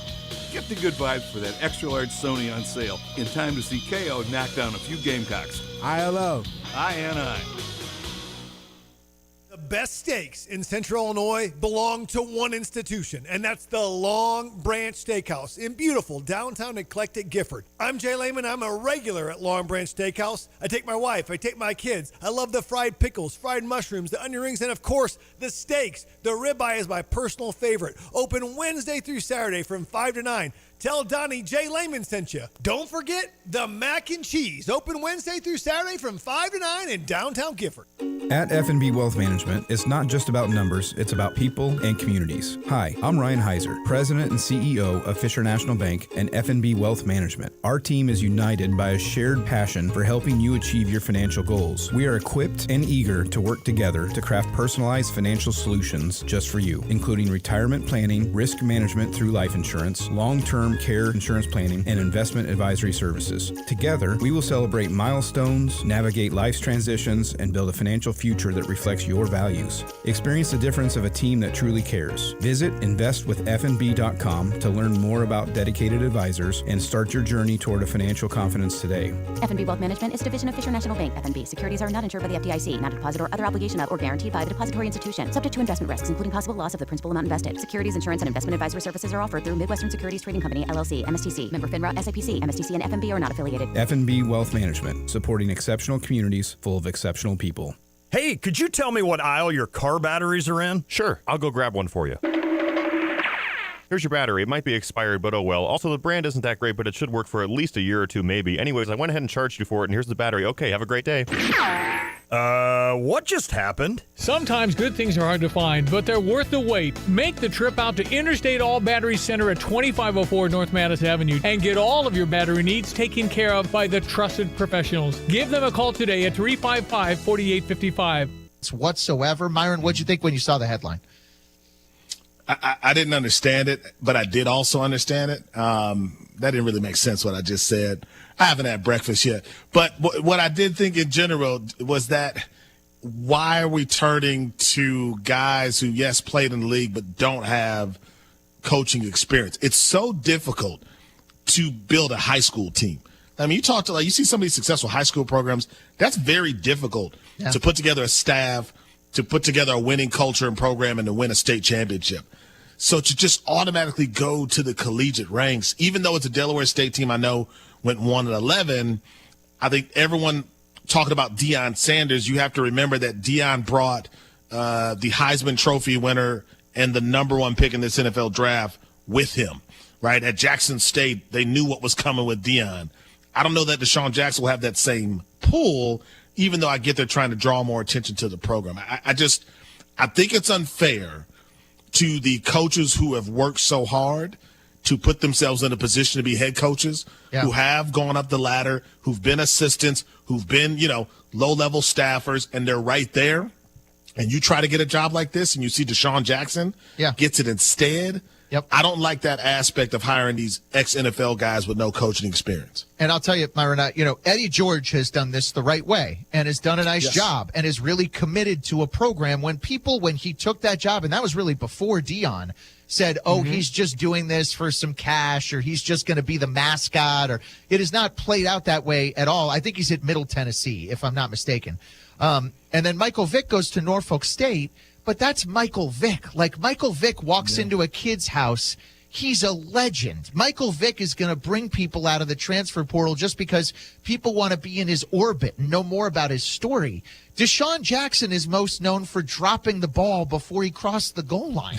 Isn't he? Like, it's a strange one to me, because it's not like he falls into the same legendary category like Eddie George is an all-time great running, but Michael Vick and Deion Sanders might be the best player ever to play his position. So those guys are on like another level of status in my mind to Deshaun Jackson. Yeah, the profile's a lot different, right? And the other thing I always think about Goldhammer is, like, when you're recruiting 16, 17, 18-year-olds, as much as guys like us go, oh, man, that guy was a great player, these guys don't know that. Yeah. You know what I mean? They started watching football 5-6 years ago, right? So players who were great a decade ago, I don't think it resonates with them the same way. Deshaun Jackson does. I think Deion does. But Deion is different. Yeah. I mean, Deion's a star media guy. Deion's bigger than football. Michael Vick, the highs and lows of his life have been well documented. Sure. He's bigger, than even football because of his story beyond that. Deshaun Jackson doesn't have that. But again, for me, it's even with Michael Vick, and you're talking about historically black colleges, which I support 100%. A couple of my siblings went to historically black colleges, incredibly important institutions in this country. There are so many young black coaches that I've talked to who have worked their entire lives, Goldhammer, just to get an interview, just to be in a position to go into the office with the president of these schools and say, give me a chance. And to see Deshaun Jackson get that job, that's just got to be hard to digest, because it's not going to work for everybody. You're right. It has worked for Eddie George. It has worked with Deion Sanders when he started at Jackson State.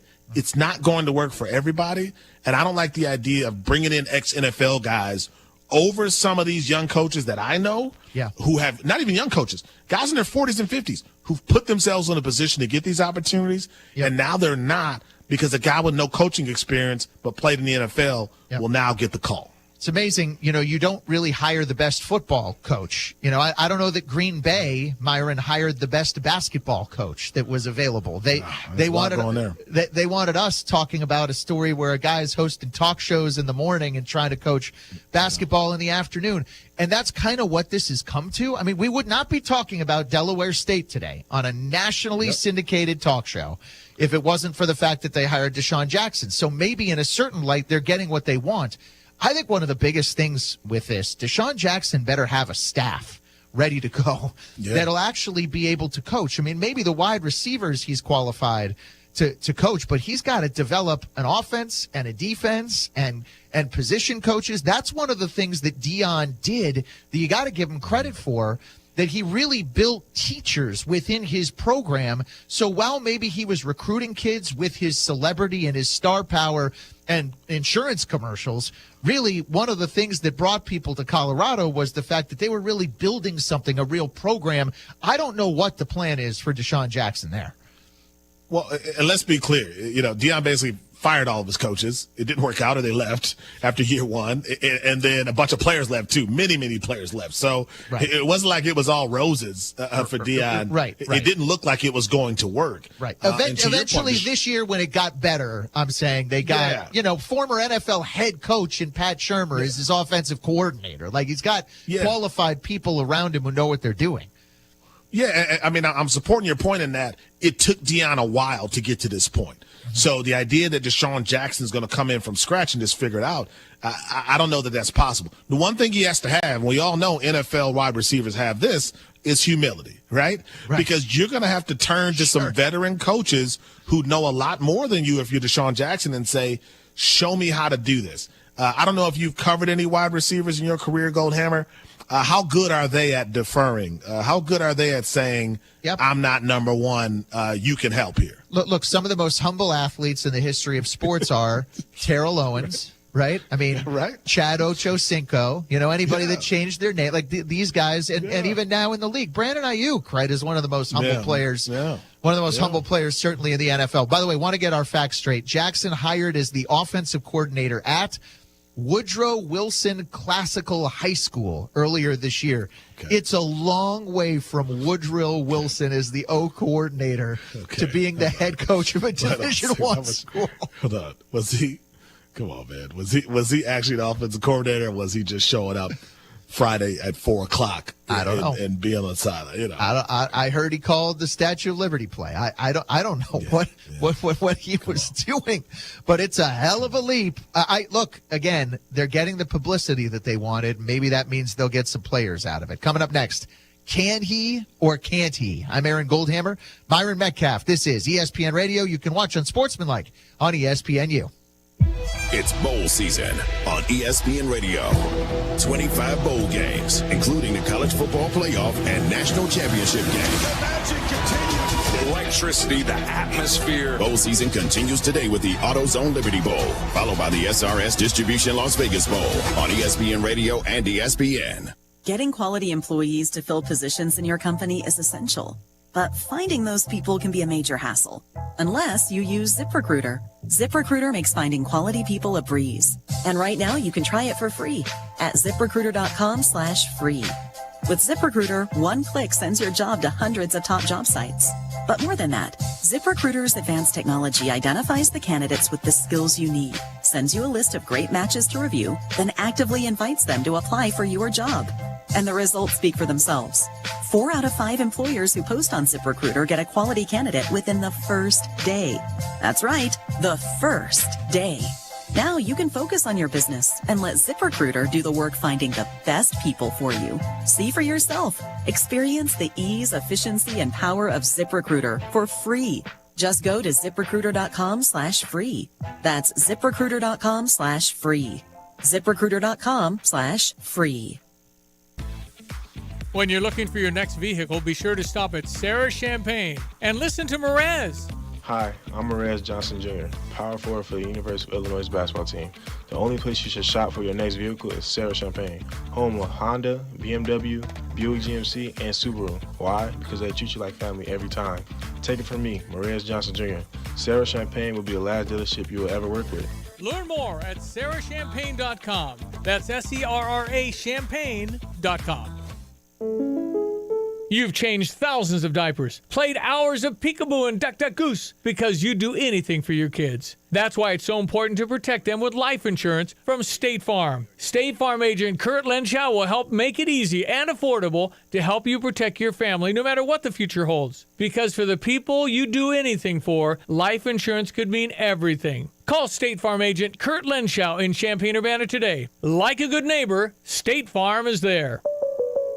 You have money laying all around your house. You just don't know it. And no, I don't mean selling your great-grandma's good china. I mean all the old metal items you don't want to use or get rid of. Don't pay someone to haul it away. Bring it into Max Twin City Recycling and get paid to have it taken off your hands. They love new customers and are more than willing to walk you through their process step by step. Come check them out at 2808 North Lincoln Avenue in Urbana. Starting it over is what we do at Max Twin City Recycling. Looking for the perfect pair of boots? Come on down to Pard's Western Shop in Urbana. With an amazing selection that fits every style, Pard's has the perfect pair waiting for you the next time you're hitting the rodeo or stepping out in style. They've got great deals and sale prices on men's cowboy boots, girls' cowgirl boots, and kids' boots. And their friendly staff will make sure you leave with the boots you love. Pard's Western Shop, serving its customers with high-quality merchandise since 1968. Go see them today at 306 North Maple Street in Urbana. Are you looking for a career, not just a job? Paul's is looking for experienced fabricators and millwrights to join their team on both the first and second shifts. Paul's offers above average pay, 2 weeks paid vacation, get a company bonus, health, vision, and dental, their 401k with a match, plus tuition reimbursement. Experience what being part of Paul's family feels like when being inspired by the positive culture. Let Paul's create big possibilities for your career and life. Equal opportunity employer. Apply online. paulsmachine.com. Urbana Park District with a new website, urbanaparks.org, with a fantastic new look, including an ADA accessibility program so more people can navigate the website. There's translation services. Just press a button and read the website in a foreign language. Want to register for an Urbana Park District class or program online? It's easier to use. Urbana Park District, you belong here. Check out the new website, urbanaparks.org. That can give you a fresh start. Our passion is taxes and helping individuals fix their IRS problems. We have over 1,000 five-star reviews on Google and an A+ with the Better Business Bureau. You don't need to be afraid of the IRS any longer. End your tax nightmare today by visiting us online at TRA.com or call 800-575-6759. That's 800-575-6759. Tax Relief Advocates. Real solutions for real people. My name is Luke Bryan. Country music is my life, and I want to share it with y'all. It's All Country is now streaming on Hulu. And with the help of Luke Combs, Kane Brown, Lady A, Winona Judd, Sheryl Crow, and Mickey Guyton, we're going to explore everything country. You couldn't ask for anything more than that. When everybody brings their story, it really becomes something special. That is the beautiful side of country music. In the end, it's all country. It's All Country. All episodes now streaming on Hulu.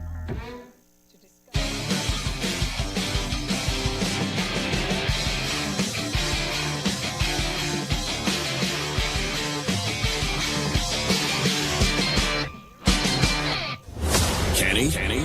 Or can't he? This is not hard-hitting analysis. It's not that. Can he or can't he? That is the question.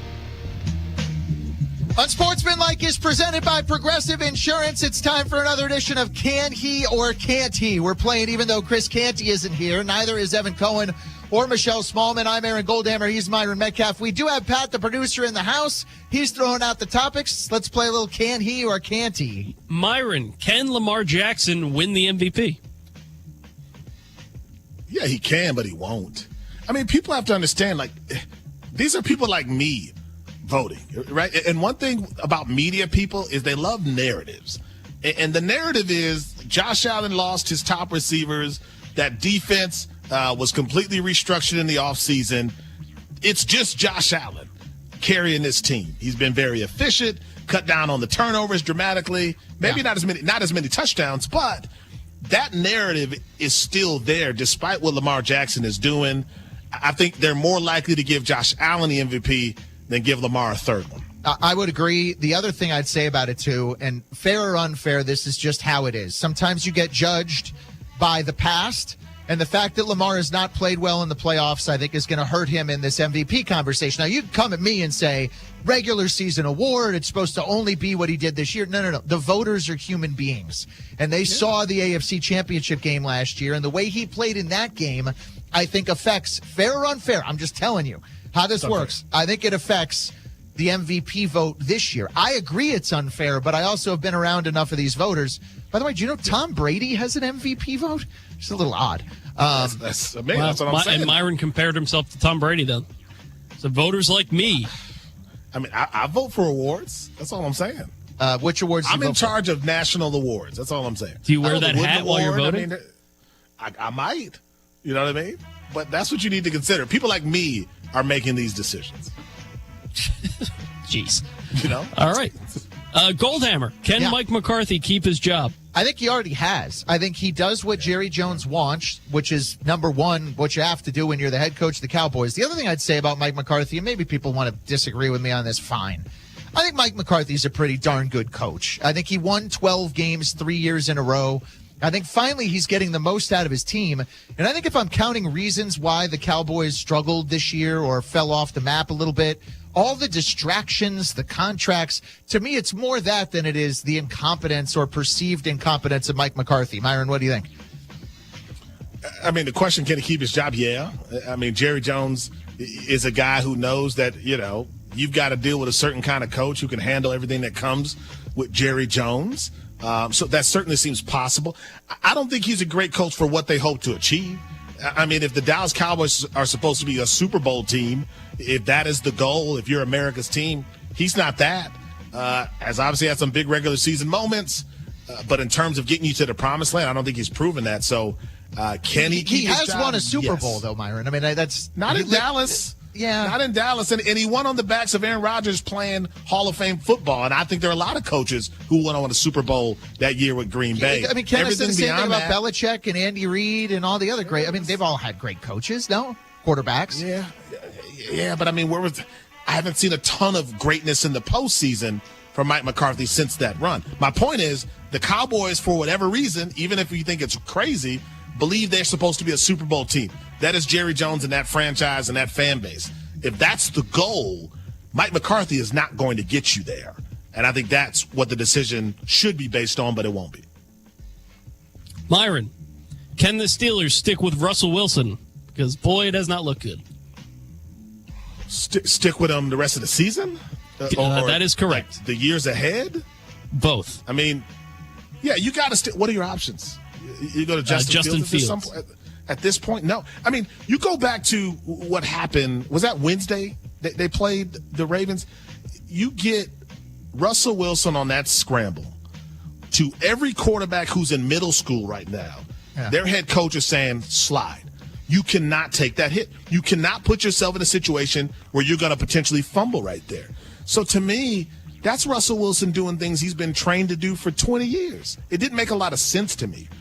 But he's still your best option, I think, especially as a playoff team and a team that hopes to win a playoff game potentially. I don't think you can turn to Justin Fields now. Myron, let's go short term and long term on this. Short term, I think they should play a mix of the quarterbacks. I really think they could use a little bit of change of pace from Justin Fields. I think Russ should be the starter. I respect that. But I could mix Justin Fields in and give him a role if he's healthy. Long term, I don't think either of those guys is the quarterback of the Pittsburgh Steelers. And I think, frankly, on the open market, if I'm Kirk Cousins, just as an example, and I'm choosing between the Steelers or the Browns, that's an easy choice that I'm going to end up going to Pittsburgh. So there are going to be some quarterbacks like that available this year. And I think that's the guy they'll go after and not the iteration of it that they had this past season. It's fair. That's fair. Goldhammer. Yeah. Can Pete Carroll save the Bears? I don't know about save the Bears. I think he could bring some good ideas to the table, but I think the Bears need new ownership in order to be saved. Pete Carroll did a great job at USC. He surprised me with what he did in Seattle with the Seahawks and winning a Super Bowl there. I don't think at this age he's the right coach for this team at this time. Myron? Yeah, I don't think Superman can save the Bears. Can he change the culture? Yeah, I think the question for the Bears has to be, do you need someone who comes in, uproots what you have, and creates a new culture, and then you build on that?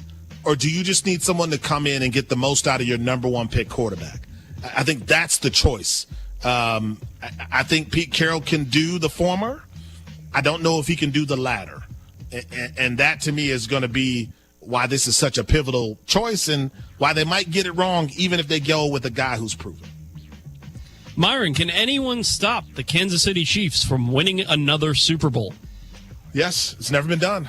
I mean, I'm an NFL history guy. You think about all the great teams that have played throughout the history of this game. The Packers in the 60s, the 70s Steelers, the 80s Niners. I'm probably missing a franchise somewhere in there. Patriots. You look at, well, I'm going up in the years. I was about to hit the 90s, Gold Hammer, and then I was going to go to the 2000s, and then you cut in on my history lesson.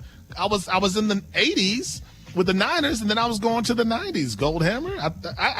All right, take us through. We were working as a team. Who was the dynasty in the 90s? Tell everybody. Who? I was going to say the Cowboys. Okay. Obviously, you had what they did. They didn't do it. You think about how good those Cowboys were.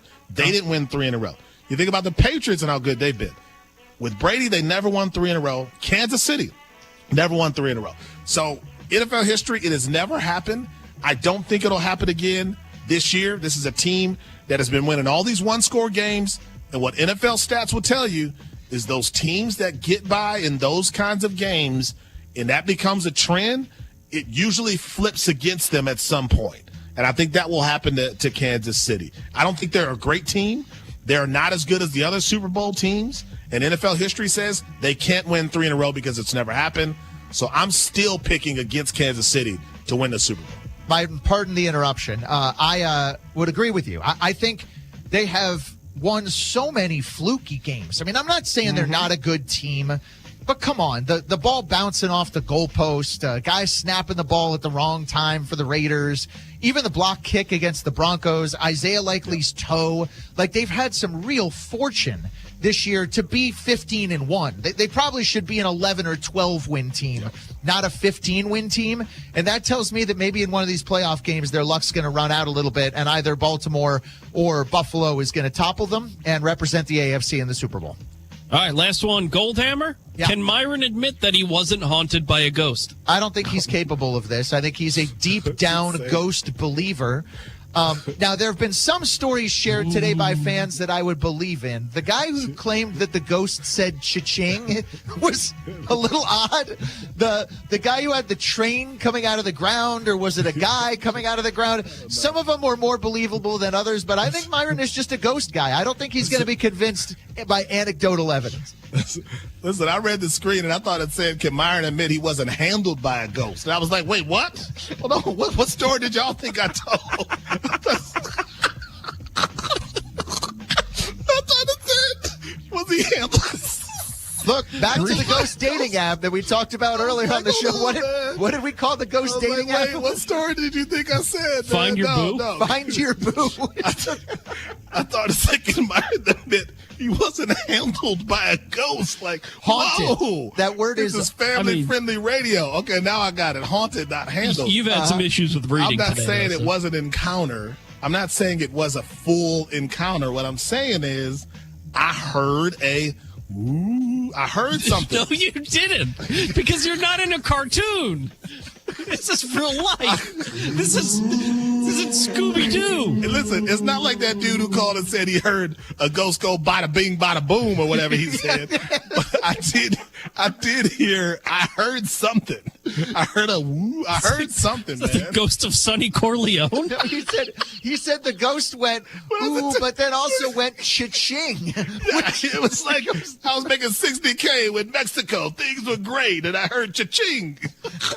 I bet you did hear cha-ching. All right, we have a little more time for more ghost stories. When Pablo Escobar came in, if you have had an encounter with a spirit, 888 say ESPN, 888-729-3776. We will get to those. We will get to those calls haunted by a ghost next, after we get this word from Myron, who needs to talk about Vivid Seats immediately. Go, Myron. Okay. Oh, man. Vivid Seats is your ultimate football destination for all the gridiron action, with a game-changing rewards program and an unbeatable selection of tickets that make it easy for every fan to watch their favorite team and players in action. See every tackle, toe drag, catch, and touchdown live and in person from your favorite seat. Plus, every ticket is backed by a 100% buyer guarantee, giving you peace of mind with every purchase. Don't miss out. Visit VividSeats.com or download the app today.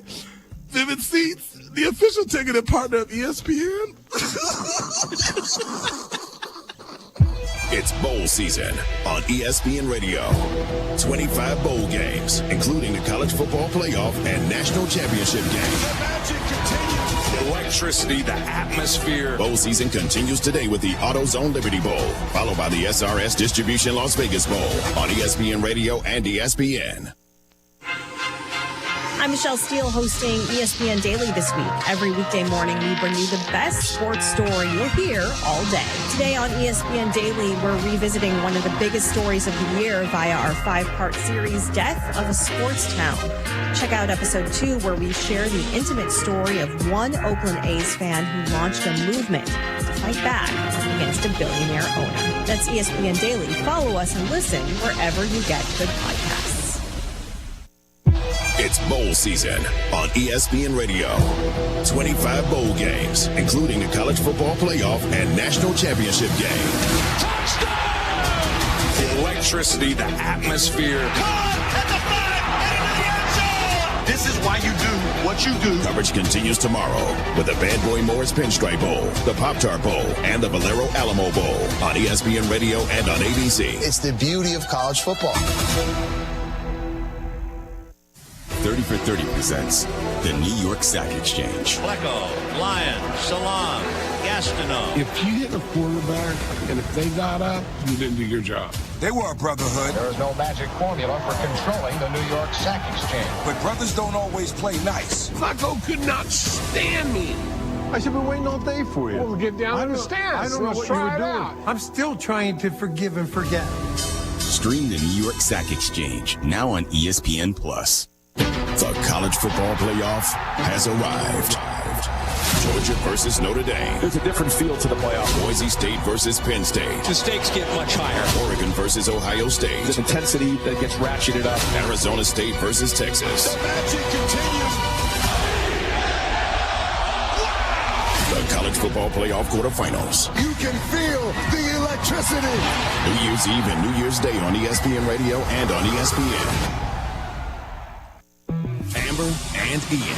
Dan Lanning, head coach of the Ducks, here with us on ESPN Radio. Oregon is undefeated. They're number one, yet they get the winner of Ohio State, Tennessee. People are saying that that's a flaw in this system. How do you feel? What an opportunity, man. We get a chance to go play some of the best teams in the nation, and it's not supposed to be easy to get to a national championship, but that's the furthest thing from my mind right now. Like, I'm focused on what's next for us.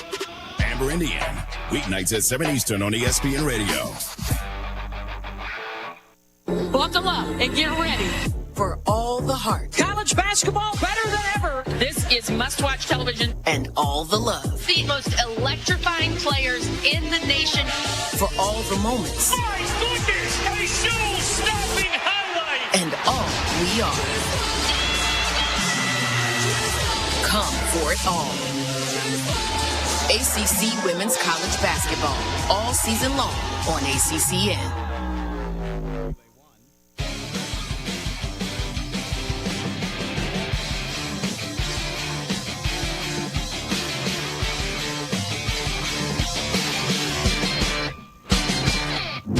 Unsportsmanlike with Evan, Canty, and Michelle. All right, we are presented by Progressive Insurance. You can hit us up, the Dr. Pepper call-in line open, Myron, 888-SAY-ESPN, 888-729-3776. I'm Aaron Goldhammer. He's Myron Metcalf. We're in for Evan, Canty, and Michelle. I believe they are back next week on Monday, if I'm not mistaken. But we've been talking ghosts. I mean, it's better than talking about the Chicago Bears clock management. I guess we've done a little bit of both throughout the course of today's show. But we've got 3 more callers. Let's see if we can get 3 more ghost stories in here. Okay. In this segment. Bill in Virginia, you're up first. Me too. On Sportsmanlike on ESPN Radio. What's up, Bill? Happy holidays. Hey, same to you. I'm going to tell you one that I've only told a couple people. It's like nobody would believe it. But I was on a thing called a wave ski, which is basically a surfboard that you strap yourself to. And I was riding waves. Well, I flipped over and the buckle jammed and I couldn't get out. And, I'm trying to get to shore. I'm like, let's say 30 yards off the shore. And I thought I was drowning. I thought I was going to drown. Uh-huh. And then the next thing I know, I was on the beach, and there was this pretty girl. And, then the next thing, she was like gone, walking down the beach, gone. And these people ran up to me, and they're like, "Are you okay? Are you okay?" And I said, "Man, I think I was going to drown, but that pretty girl helped me get out." And they were like, "What girl?" I said, "That pretty girl." They said, "There was nobody out there but you." And, then I just shut up, and I don't know what to call that. So. Myron, go ahead. Is this the Little Mermaid? Is this that? I think Bill was just drowning. Ariel showed up. No, do you believe in our next show, Myron? We work together. Do you believe in mermaids? We got to save that topic for the next time. Yeah, I don't know, but like, did the girl do something? Apparently, he said she came to his rescue, but this is almost like a more of a conversation about an angel to me than it is about a ghost, right? This seems to fit the narrative of an angel more than what we're talking about. Bill, thanks for the call. Yeah. Glad you're still around with us. What year was it? Christian, I think Bill was just unconscious. Christian, he's still trying early to find 70s. He's still trying to find that girl. Christian in California is on Sportsmanlike on ESPN Radio. What's up, Christian? Good morning, guys. Hey, I had a job site. I do commercial construction, and we had a job site. We were demoing a building that was a cancer treatment center. It just happened to be about half a mile from my house. My kids had grown up in that neighborhood.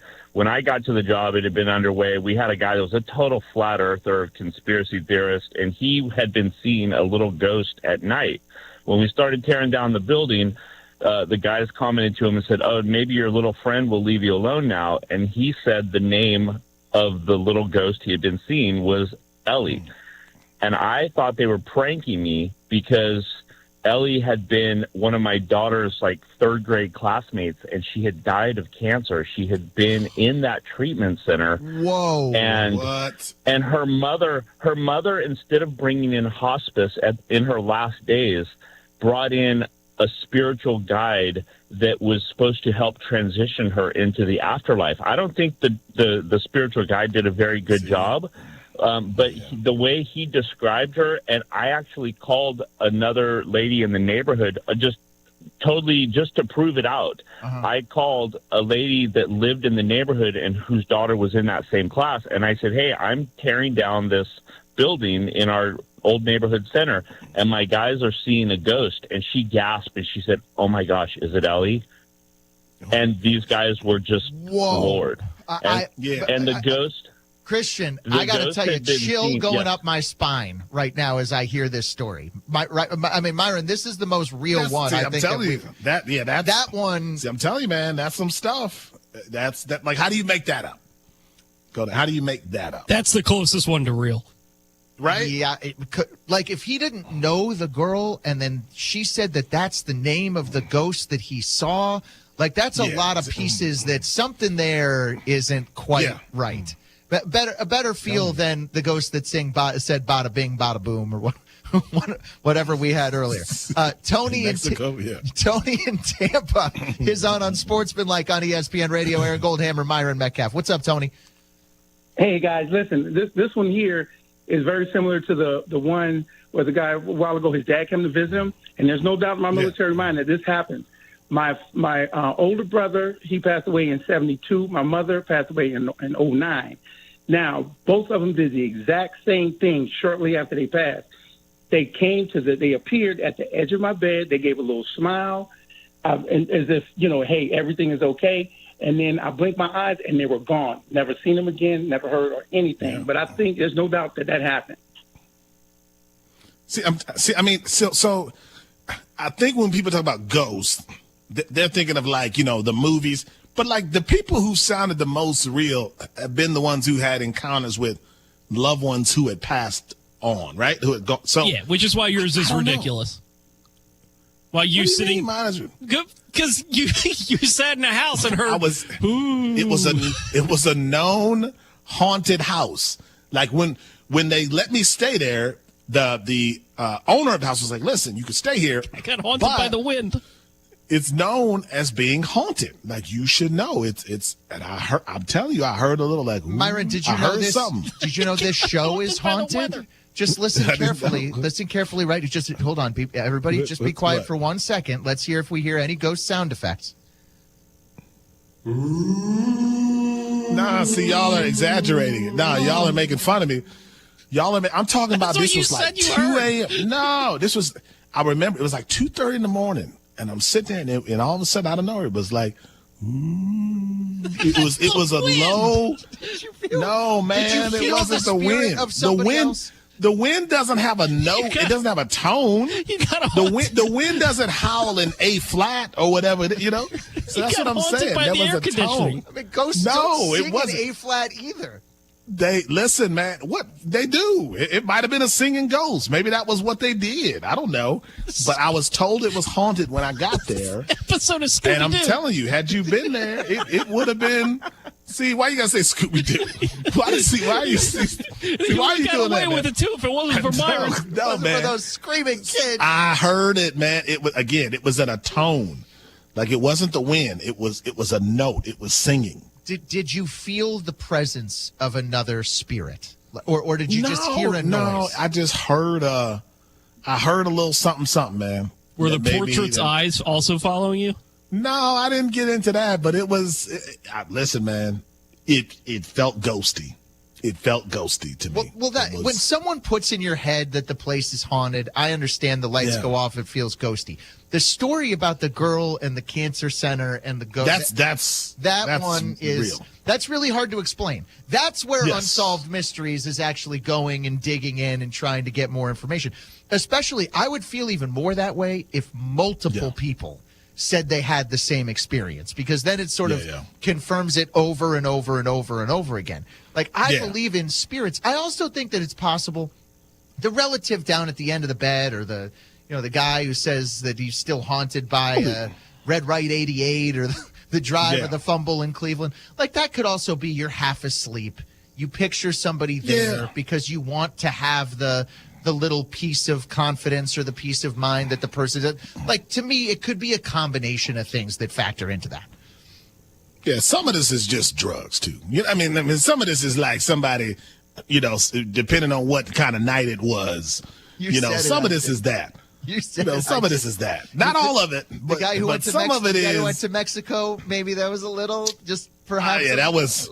That was. You don't just stumble into Mexico. That's right. Man, leave him alone, brother. Man, no, he said he saw 3 little men run across the road. More of this Why would topic, you knock him like that? Coming up on Greeny, right here on ESPN Radio and the ESPN app.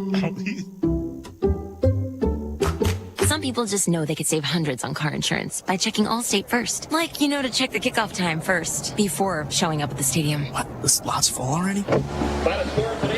You said kickoff was at 3. It was last week. That's not how it works, Bob. Yeah, checking first is smart. So check Allstate first for a quote that could save you hundreds. You're in good hands with Allstate. Savings vary. Subject to terms, conditions, and availability. Allstate Fire and Casualty Insurance Company and Affiliates, Northbrook, Illinois. At the Home Depot, we know you can't control everything, like when your guests arrive too early for Saturday college football. But you can control your grill. With the Traeger Timberline XL, you can watch the game, not the grill. Monitor your football feast from anywhere using the Traeger app. With the Timberline XL, you can bake, smoke, sear, fry, and saute. That's Desmond Howard level versatility. Huddle up, the food's done. Defend your game time with Traeger and the Home Depot. How doers get more done. Are you tired of shivering in the winter? Look no further than your local heroes at ABC Heating and Air Conditioning. Hi, this is Gina inviting you to give us a call at 217-352-5400 to book your appointment to make sure your furnaces run safely and efficiently this winter. We've been proudly locally owned and operated and have been serving our community for over 50 years. ABC, always be comfortable. Call me 217-352-5400 to book your appointment today, or go to abcheatingandac.com. What are we doing New Year's? How about hula hands? Make it a special night as you wrap up 2024 with a prefix menu with your 4-course meal. Choose from filet mignon or pan-seared red snapper, along with many other options. Make reservations now to have dinner between 5 and 10 p.m. with the last seating at 9. Walk-ins are welcome at 1902 South 1st Street. Look over your menu options at stayattheeye.com/hoolahans. For details, call 217-819-5005. Flooring Surfaces has a brand new showroom. You'll see beautiful products displayed in new and exciting ways, with inspiration around every corner. Enjoy a modern floor covering experience in a space designed to showcase what Flooring Surfaces does best. Premium flooring options, free design assistance, free expert advice, and professional installation services. Now in a showroom that's easy to shop. Visit today at 401 Mercury Drive in Champaign. Flooring Surfaces, your first stop. Get the roof your home deserves by Roof Doctors, your residential roofing specialist that has always offered the best warranties in the industry, like our non-prorated 50-year warranty. Our customers love that we are family-owned and locally operated. We make our customer needs our top priority. With over 30 years experience and the best customer service, give Roof Doctors a call today for your free estimate at 328-7529. In your community and for your community, Roof Doctors. Hey, where are you headed? To Kelsey Furniture in Tuscola. What do they have there? What don't they have there? Living room furniture, benches, chests, love seats, sectionals, tables, bedroom sets, hutches, nightstands, end tables, cabinets, mirrors, stools, clocks, lamps, pillows, rugs, desks, media consoles, patio furniture, Tempur-Pedic mattresses, and more. So, everything. Yeah, probably could have just said that. Kelsey Furniture, quality for less. My name is Luke Bryan. Country music is my life, and I want to share it with y'all. It's All Country is now streaming on Hulu.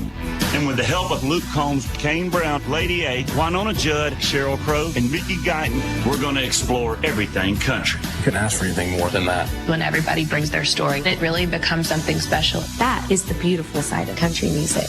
In the end, it's all country.